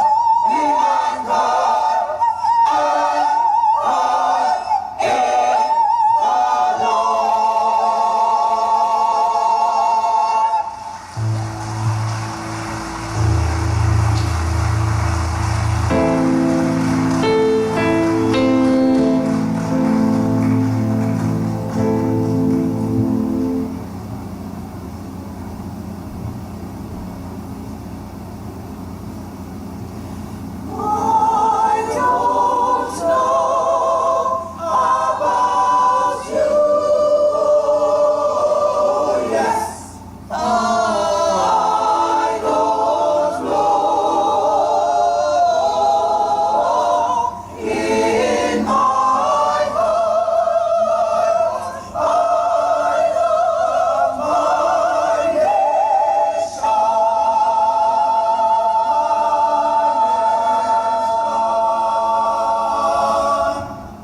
Me no know about you, but me love saying it's bad. Me no know what I'm a talk about when them say saying it's mad. Everywhere in the world got problems, everywhere need God. So tell them, easy no man, easy no man, easy no man. Me love saying it's bad.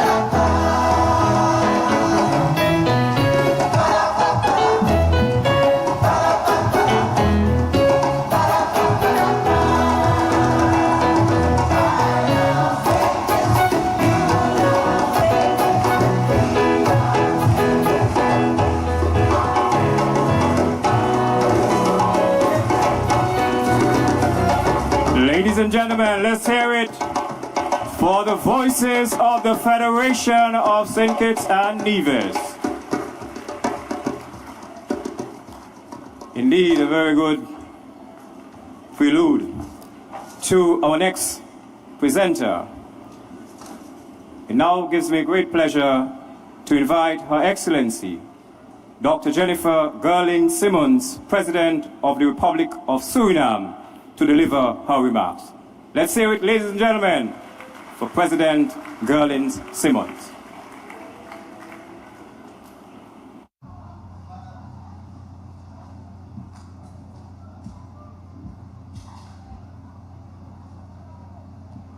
The Honorable Prime Minister, Dr. Terence Drew, colleague heads of state and government of the Caribbean Community, Secretary General of the Caribbean Community, Dr. Carla Burnett, Honorable Ministers and their delegates, good evening. It has been said that CARICOM is a unity, not uniformity. And this speaks to my country, so I will greet you and wish you good evening in some of the many languages of my country. Goedenavond, which is Dutch, the formal language. Kuneti, in the language we all speak in Suriname when we want to understand one another. Bye or bahina or ram ram namaste, which is Suriname, and salam alaikum. And these are only some, but let me proceed. Good evening. It is a profound honor to address you on this occasion. Allow me to begin by warmly congratulating the Honorable Prime Minister, Dr. Terence Drew, on assuming the chairmanship of our Caribbean community. The generosity and hospitality extended by the government and people of St. Kitts and Nevis have created an environment that is both welcoming and conducive to meaningful dialogue. We are confident that under your guidance, this meeting will be both productive and forward-looking.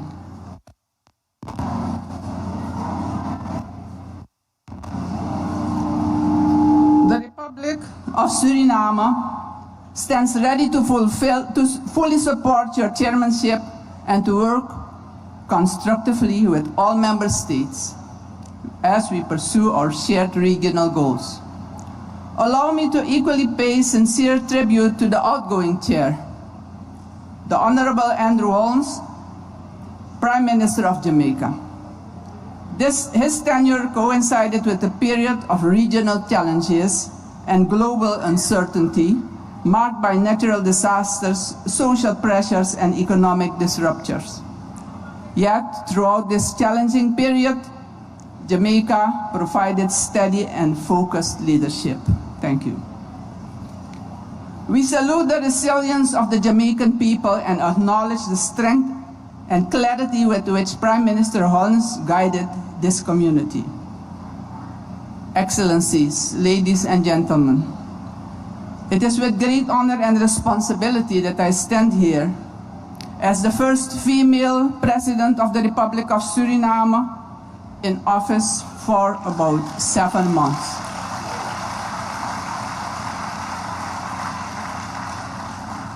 I accepted this responsibility with humility and determination. CARICOM is not merely an institution, it's a family. And it's a privilege to join this family at such a defining moment. We meet at a time when the global landscape is changing rapidly. We acknowledge this. Economic volatility, climate insecurity, geopolitical changes, and social pressures continue to test the resilience of small states like ours. And these are not distant threats. They shape our daily governance, our economic decisions, and the future of our peoples. In this environment, regional unity is not optional, it's a necessity.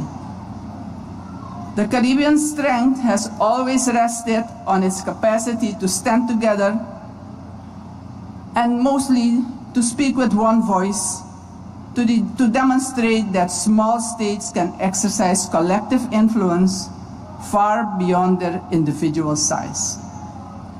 Yet, let us be clear. The Caribbean is not defined by its vulnerabilities. We're defined by our resilience, creativity, and our determination to endure and thrive. Across our history, from federation efforts and conflicts to economic crisis to natural disasters, our region has consistently chosen for close cooperation and collaboration over fragmentation. That commitment is the foundation on which we must now build our future. Suriname stands as a catalyst for innovation, social cohesion, and resilience. Our culture is diverse, vibrant, and more than a reflection of our past. We place great emphasis in our policies on the empowerment of youth and on harnessing the power of sports and culture as unifying forces in Suriname and across the region. We must recognize that the world for which we are preparing them will not resemble the one we inherited. Rapid technological advancement, digital transformation, artificial intelligence, and green transition are redefining industries, labor markets, and governance itself. Our responsibility, therefore, is not merely to educate, but to equip, to ensure that young people possess the skills, adaptability, digital literacy, and entrepreneurial mindset necessary to thrive in a rapidly evolving global landscape. For this reason, youth must remain central to our regional agenda, actively shaping our policies in education, technology, innovation, and social inclusion. At the same time, diversification, value-added production for millions of people, because we are millions, and innovations across sectors are essential if we are to withstand global shocks and create sustainable economic opportunities for our people. Another pillar of our collective progress lies in the way we work together as a region, and I want to emphasize this. We must pursue new models of cooperation that strengthens regional industries, improve food security, services, infrastructure, and digital connectivity, and thereby reducing external dependency and reinforcing Caribbean self-reliance. Suriname remains committed to working closely with our regional partners in enhancing value chains, foster shared industrial and agricultural growth, and promote entrepreneurship across CARICOM, particularly among youth.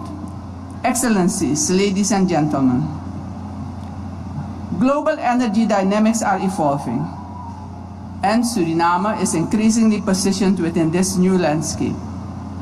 Our emerging oil and gas sector presents significant potential, not as a goal in itself, but as a catalyst for broader, long-term national and regional development anchored in responsible resource governance and deliberate investment in economic diversification and environmental sustainability.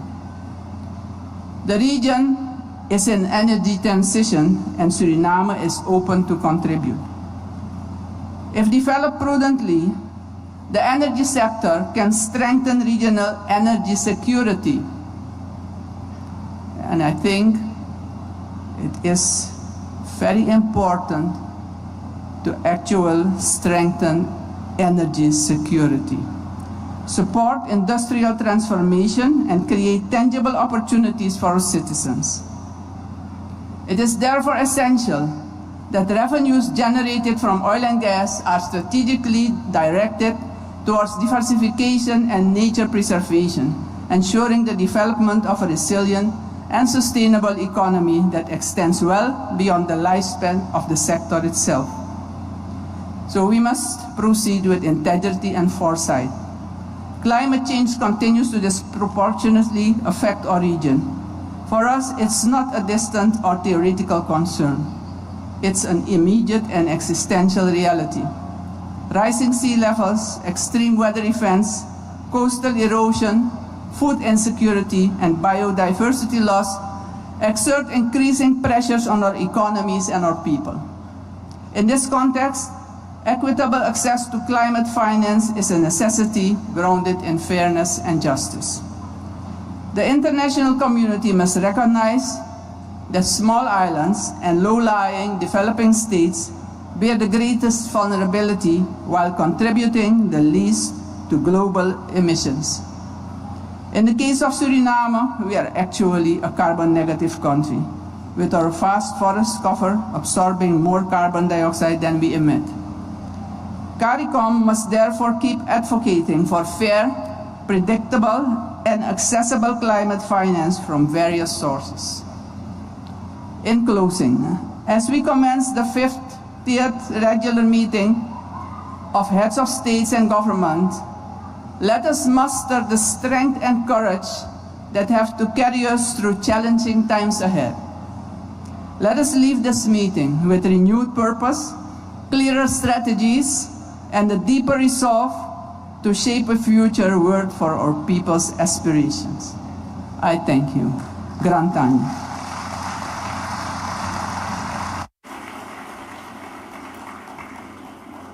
Thank you, President Gerlins Simmons, for your fraternal greetings. The spoken word. We continue to showcase the creative voices of the Federation of St. Kitts and Nevis. Through spoken word, language becomes a space for reflection and perspective. Please welcome Ali Wan, a renowned spoken word artist performing foreign affairs. Listen carefully to every word. Thank you.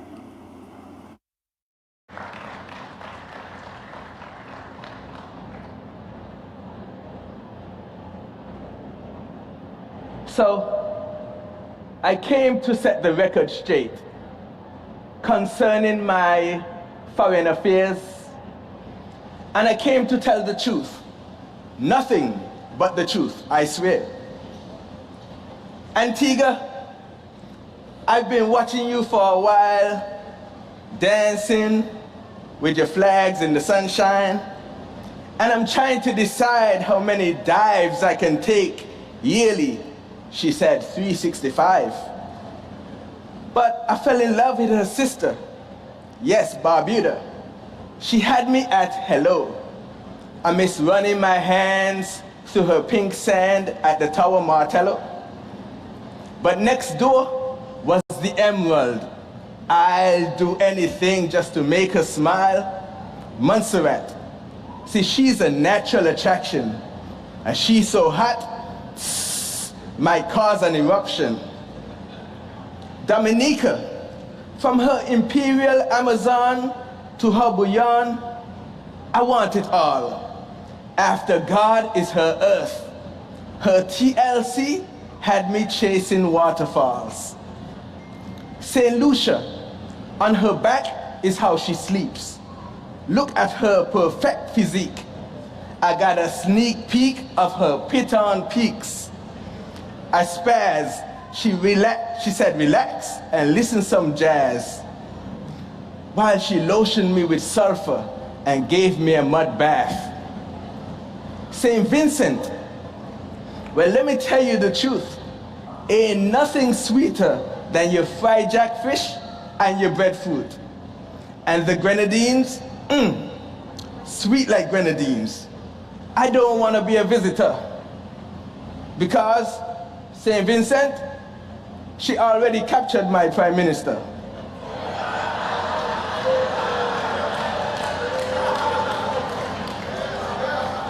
Forgive me, because I was peeping at the neighbor. but they say spyglass don't sell in Grenada. I saw her oil down, jab jab, body looking so right. She got that blend of nutmeg, cocoa, and spice. And Miss Trinidad, her waistline to that steel pan, I turn a blind eye. I don't see no red flag. Tobago, of course, I'm in trouble. Man, she's so sweet, she had me coming back for doubles. Barbados, Miss Independent. See, with these chains of islands, she is the pendant. She holds that trident and tell me, make a wish. Girl, I wouldn't trade you. I don't give a flying fish. This next chick says she's up to my chicks. She changed the laws of physics cause oil and water don't mix. Miss Guyana, deep down she's golden, sugarcane sweet. I almost proposed being that guy on his knees. But I had to leave because I believe in Belize. She told me about the pyramids and watch out for the pyramid schemes. She wanna go on dates and different adventures. She even made me adopt the Mayan calendar. Suriname, a hidden gem. She's mine, that's right, but she minds her own business. I love that bauxite. She's a keeper, and that's plain to see, cause she's all about justice, faith, and loyalty. Anguilla, she keeps it clean. The water crystal clear, it's in her genes. She wanna swim with dolphins and hold them poker runs. You know Rainbow City, where girls just wanna have fun. Bermuda, at the naval dockyard, we go for walks. She's fine as heaven in her Bermuda shorts. Her love, you see, it can't be bought, so try a different angle. Man, so many have failed trying to enter her triangle. My summer crush, Miss Bahamas. We're 700 strong, see no one can harm us. She's down for me through rain, storm, any weather. She said forward, upward, onward, together. Man, if I have to spend my life with anyone, it would be VI. See, she's luxury. I'll invest in her like I'm CBI. She likes sailing and taking natural photos. She loves fast boats. Well, no less than 4 mottos. Miss Curiso, she's into that Dutch architecture. Stunning views, great for the family picture. She said, I look like that deep intellectual type. Well, let me choral speak. I wanna dive deep in your marine life. Turks and Caicos, see, she's flamboyant. She likes pink flamingos, and that's flamboyance. She loves the beach and wants me to be her spouse. Well, that's a Grand Turk idea. It lit up the lighthouse. My Cayman Islands, she's my lifeguard. She taught me how to ride these waves. These current seas, offshore banks, really showed me how to save. Her friends asked, where you find he? She replied, he was found upon the sea. Say, she wanna keep me for life, as long as I'm tax-free. My next girl, she was athletic. She was up to speed. Curry goat, jerk pork, best chef indeed. Reggae and dancehall, creative dance like helicopter. She said, you better call me name twice. She said, Jamaica, Jamaica. Well, this French chick, with her French kiss, had me under a spell. She said, my name is Haiti. She asked, comment tu t'appelles? I said, moi, je m'appelle Ali One. revolutionary, every battle she won. See, every step she takes, the earth shakes. Her presence is felt. She deserves and still holds that championship belt. She asks, who will beat you? I say, nobody could beat me. She asks, who will beat you? I say, oh, my country, Jabit, St. Kitts and Nevis. Oh, well, that's my 5 minutes. Honorable members, should I finish this? Well, guess what? I don't need no permission because I'm a born Kittitian. St. Kitts, Lyamiga. See, I was so eager to meet you. My eye lands on your perfect features. You're shining. Between your black rocks are diamonds. Raised flags, 2 stars aligning. Your great stance, never falter. Brimstone Hattie, you're my great Gibraltar. And you're the type that I would take to the altar. Park, colonize, call me Sirwana. Engage, vows we exchange. Kalinago rocks we engraved. Independent girl, you break chains. See Berkeley, stand still, but times change. Sugar City, sweet Sugar City. I'm St. Christopher, no biggie. Pelicans dive and fly for my city. It would be a bloody point if I died for my city. See, Owali, you're sexy, I'm sorry, forgive me. But looking at your hot spring body really tempts me. Girl, you make me sing, oh land of beauty. Lady of snow, it's you I seek. Nevis Peak, knows that's a figure of speech. Culturama, the queen of the Caribbees, she always wear her crown high, that's how Nevis peaks. Bath hotels keep me calm. Point Sienna, she reigns even when she falls. See, 4 seasons may change, but we weather the storm. And you're placed above me, you're my coat of arms, yeah? Queen City, my Queen City, with that oval face is so pretty, you know, breadfruit, saltfish, she hooked that up for me. With those polymangoes, got me going crazy. Man, this is the new anthem. Y'all raise those flags for me. Now that's my news. Go, bring, come, CARICOM, and spread love throughout this CARICOM. Thank you.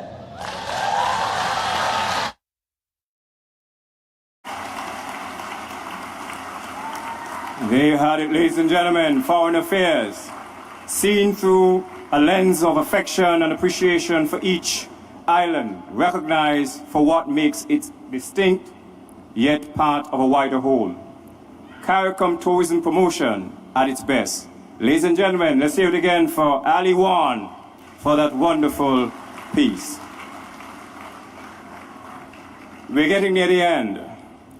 Ladies and gentlemen, allow us to introduce and to have our next presenter, the Honorable Kamala Persad Bisesa, Prime Minister of the Republic of Trinidad and Tobago, to bring her remarks. Thank you all very much. There was a time, as we welcome today another female leader, President of Suriname, congratulations. There was a time when it was just 2 of us. First it was me, and then it was Mia. And then it was Mia, and it was me again. And now it's me again. So thank you all very much as we join with our female leaders at this CARICOM heads. I just want to give you a short moment of some light relief. I'm not a great comedian, but I'll try. So thank you for your introduction. Mia, you remember, as Ministers of Education, we would go to schools and give speeches.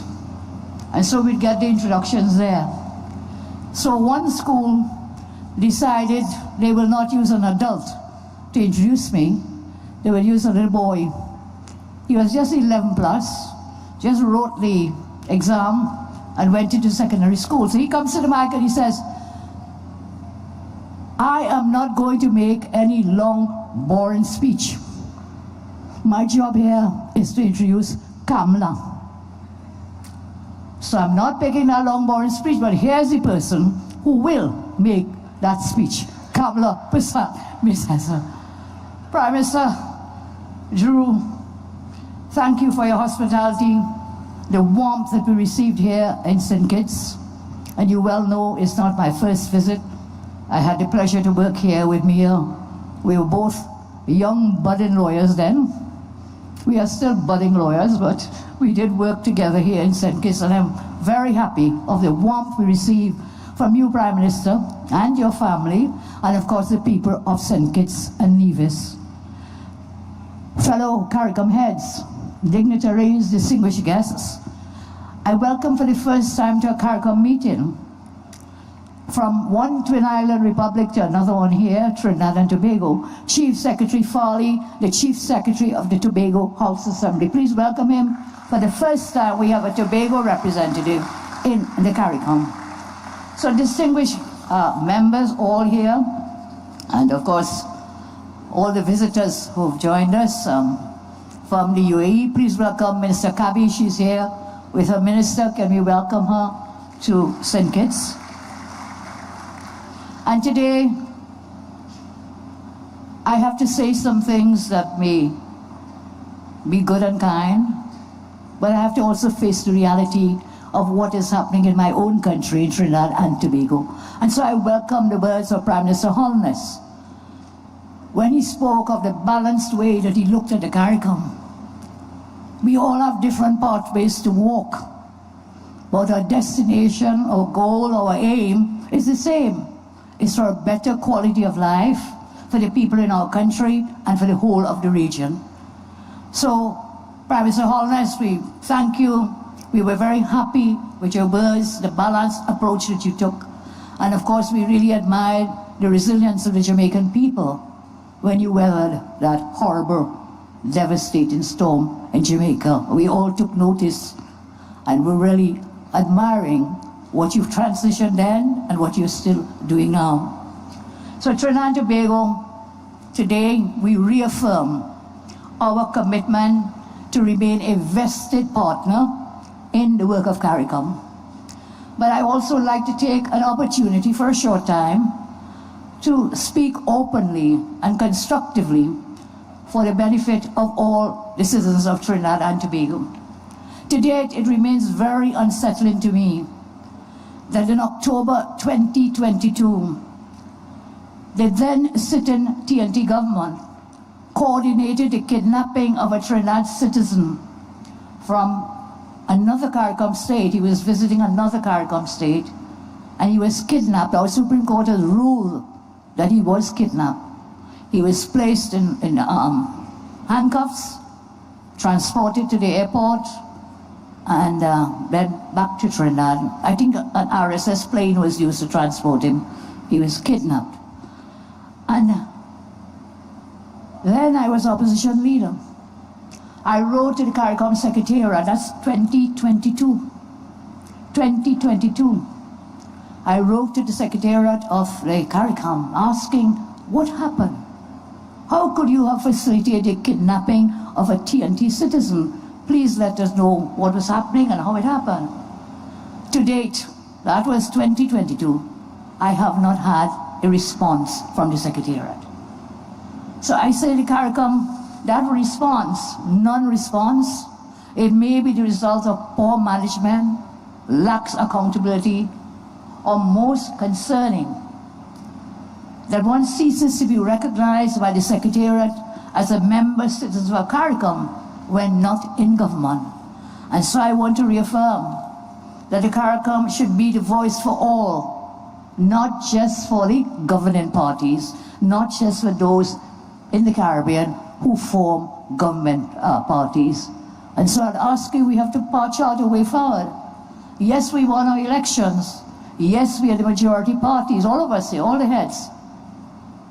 But we were all in opposition once, and we may all be in opposition again.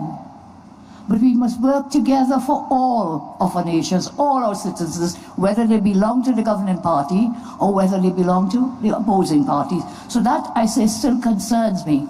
How one of my citizens was kidnapped in another CARICOM state, and when I inquired, the Secretariat could not give me an answer up to today. That should never happen. CARICOM is an organization should not be misused by anyone to benefit or protect political parties and friends affiliated with the incumbent government. CARICOM governments and their political parties who actively involve themselves in the domestic and political affairs of member states to assist sister or brother parties cannot then expect that when we come together that we must hug up each other. When in the last election gone, you sent your missives, you sent your people from your party to openly campaign against another political party. I'm sorry I have to share this, but it hurt me a lot when I saw it transpire within the last set of elections in the CARICOM. So CARICOM governments, if we are to hug up each other and cooperate, it cannot be that last week you sent your person down to St. Vincent or to Jamaica or to wherever, to Guyana. You sent your political persons, not technocrats. You sent them down to campaign. I don't think that is right, because today I will have to face you. We are not red and we are not yellow, we are not blue, we are not green. We are all CARICOM persons, and we must give that respect to every single one. And no leader here sitting would want another CARICOM head of state to send people to campaign in your domain. That should never happen. So that has led to what I say, unneeded factional divisions and private conflicts between regional leaders and political parties. And of course, it hinders the progress of the CARICOM. As we move forward, I congratulate the other speakers before me, and I'm in tune with what you're saying. So I will keep mine down a bit, because we had a great discourse from Prime Minister Holness as former chair. And I want to say, Trinidad and Tobago, like you, sir, we respect the sovereign right of CARICOM members with respect to your choice for national security for your nation and respect to your choice for foreign policy. We respect that sovereignty, and we expect no less from others. We took very careful note of what happened in the CARICOM in 2025, when my government chose to lend support then to the Nicolas Maduro regime. And despite repeated threats against two fellow CARICOM members from Venezuela, most of the CARICOM stood against the two. Only two were threatened. One was Guyana, still under threat. I openly said that if they touch Guyana, Trinidad and Tobago will be there with you and stand with you.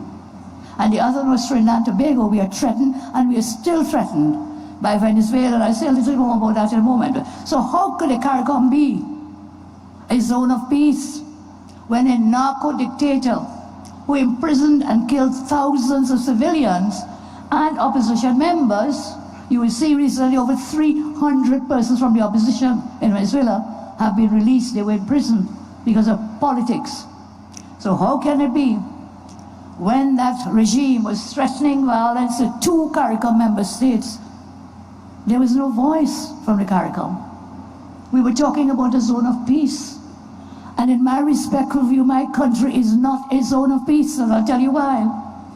Because of the unreliability of the CARICOM in the above situation, TNT Guyana, we cannot bind ourselves to the same political ideologies, the same foreign issues, and the same security policies of the entire CARICOM. That's why I welcome Prime Minister Holness words, that we have each our own pathway to walk, depending on what is happening in our country. And so, my friends, I say, going forward, we will work with the CARICOM. We were invested in the CARICOM. We've been there from day one, and we want to be there after the end and the beginning and in the end. We want to be there with the CARICOM. It's very vital. I'm a CARICOM child, I lived in Jamaica as Prime Minister. I studied in Jamaica 14 years. I studied there. I lectured at the university in Jamaica. I lived in Barbados. My child was born in Barbados. My son is Bajan. Recently he was trying to apply to UE to get into law school. And when he took his Bajan passport, they said, no. You have to come and bring a TT ID card. Sounds like a joking matter, but a serious matter. May you know that. My son is born in Barbados, and of course Trinidad, so I've had that experience of living and working, Jamaica, Barbados, and of course my own country, Trinidad and Tobago. So we will want to have our own foreign issues, policies, defend our sovereignty as we see best. And so I come to the elephant that might be in the room. I come to the USA and the cooperation that we had with the USA. Thanks to President Trump, thanks to Secretary Rubio and the US military, I say thank you today for standing firm against narco-trafficking, human and arms smuggling originated from Venezuela. That is what we were facing in Trinidad and Tobago. Maybe some of you other islands in the Caribbean, your nations do not have that level of illegal migration and of course the crime.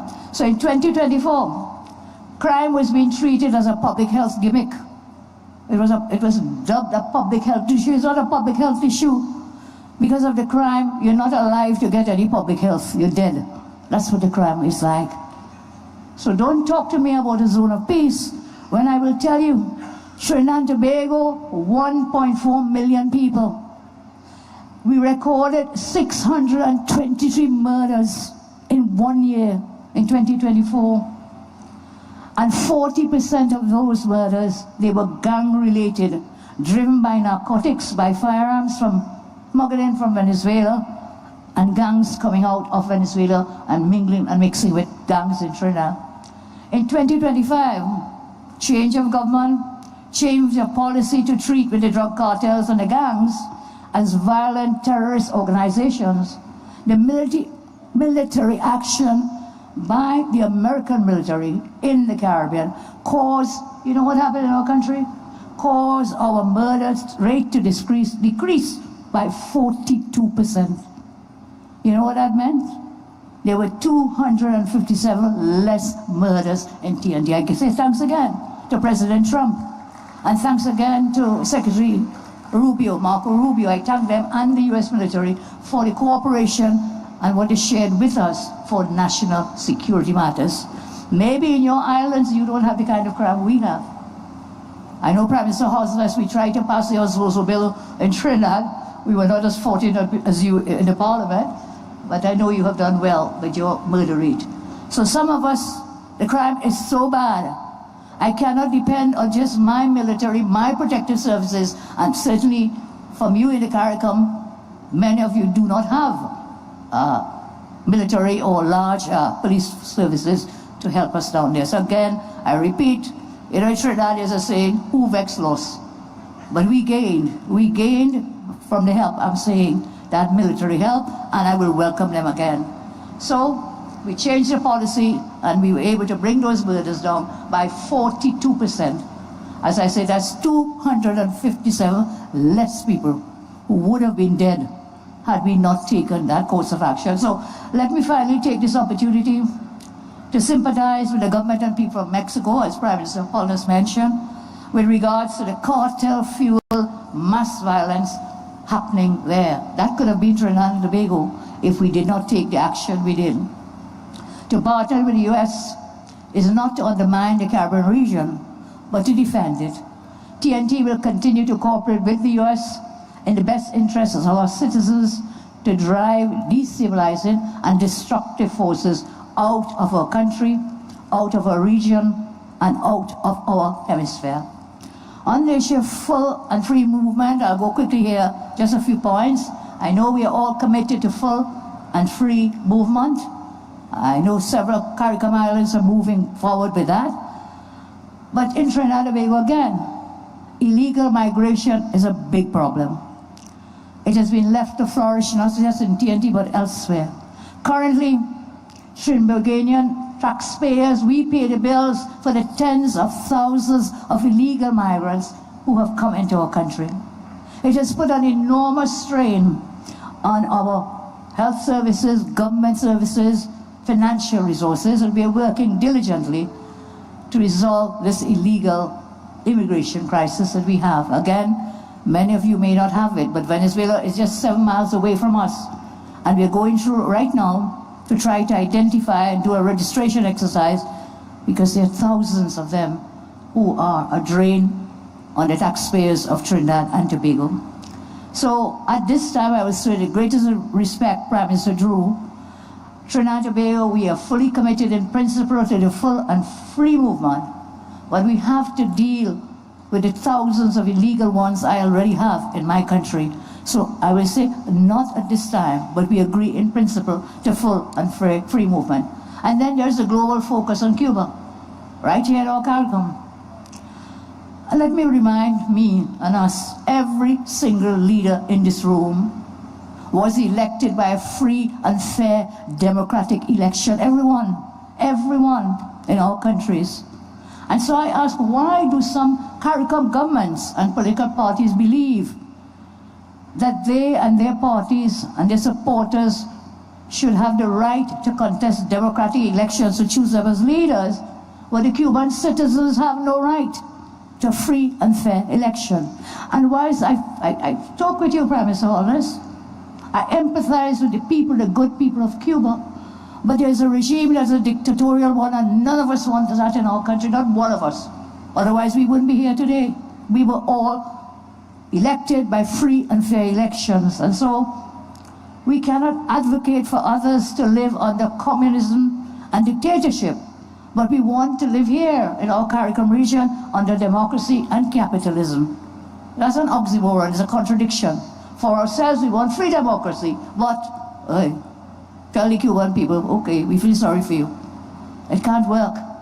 And as you said, Prime Minister Holness, we have to find a mechanism for the humanitarian efforts of the people of Cuba, but at the same time, we cannot, and I will not, Trinidad and Tobago will not support a dictatorship in Cuba or anywhere else. We will not support it. What we do, we support regular, free and fair democratic elections in a multi-party system. All citizens must have equality before the law. There must be the rule of law. There must be majority rule and minority rights. We must have the separation of powers and the checks and balances. We must have accountability and transparency. We must have freedom of expression and association. And for us in Trinidad and Tobago, we must have capitalism. We will not support dictatorships. I turn to Haiti quite briefly. In Haiti, democracy continues to be under threat. For decades, we have been saying, as the custodian Trinidad is Haiti, I'm sorry, Haiti, we are sorry, and we are still sorry decades and decades after. Armed gangs, political collapse, food insecurity have converged to overwhelm democracy and create a protracted emergency. We in Trinidad and Tobago, we support the United States and Panama's proposed gang suppression force to subdue violent gangs and to help restore order in Haiti. We are committed to sharing the burden with the US and Panama and other willing countries to assist the gang suppression force in bringing peace to Haiti. We have to come together to help them. In conclusion, I say, I began by reaffirming Trinidad and Tobago's commitment to CARICOM. In that spirit of regional partnership, we warmly invite member states to encourage their nationals to take advantage of the new educational opportunities in Trinidad and Tobago. We have established, we are working on it now, we had built it 10 years ago, it was shut down, the South Campus of the UWI. We welcome all students from CARICOM. We want to open it in September in the new academic year. So we welcome CARICOM students to come to us for those additional spaces at the UWI. And in addition, we have reopened the Couva Children's Hospital, and we hope to get some help from the UAE. They're here today, we met with them, our delegates met with them for a full opening of that Couva Children's Hospital, which we open up as well, a state-of-the-art children's hospital we open to all citizens of the CARICOM. Please come, we have a campus, education is a passport out of poverty, take advantage of that extra campus, and of course, the spaces and the beds at the Couva Children's Hospital. We look forward to collective coordination and cooperation whenever and wherever our policies and initiatives align with those of the CARICOM. However, as I close, I say TND will put our national interests first, our citizens will choose our path forward. And so, let us all move beyond words. I had a joke with some of my staff who were here, the famous NATO, no action, talk only. Let's not continue all the talking, and let's what you did for the theme, beyond words, action today for thriving, sustainable CARICOM. I thank you very much, and may the good Lord continue to bless each and every one of you. Thank you. Thank you, Prime Minister Prasad Bisesa. Let's hear it for Prime Minister Prasad Bisesa.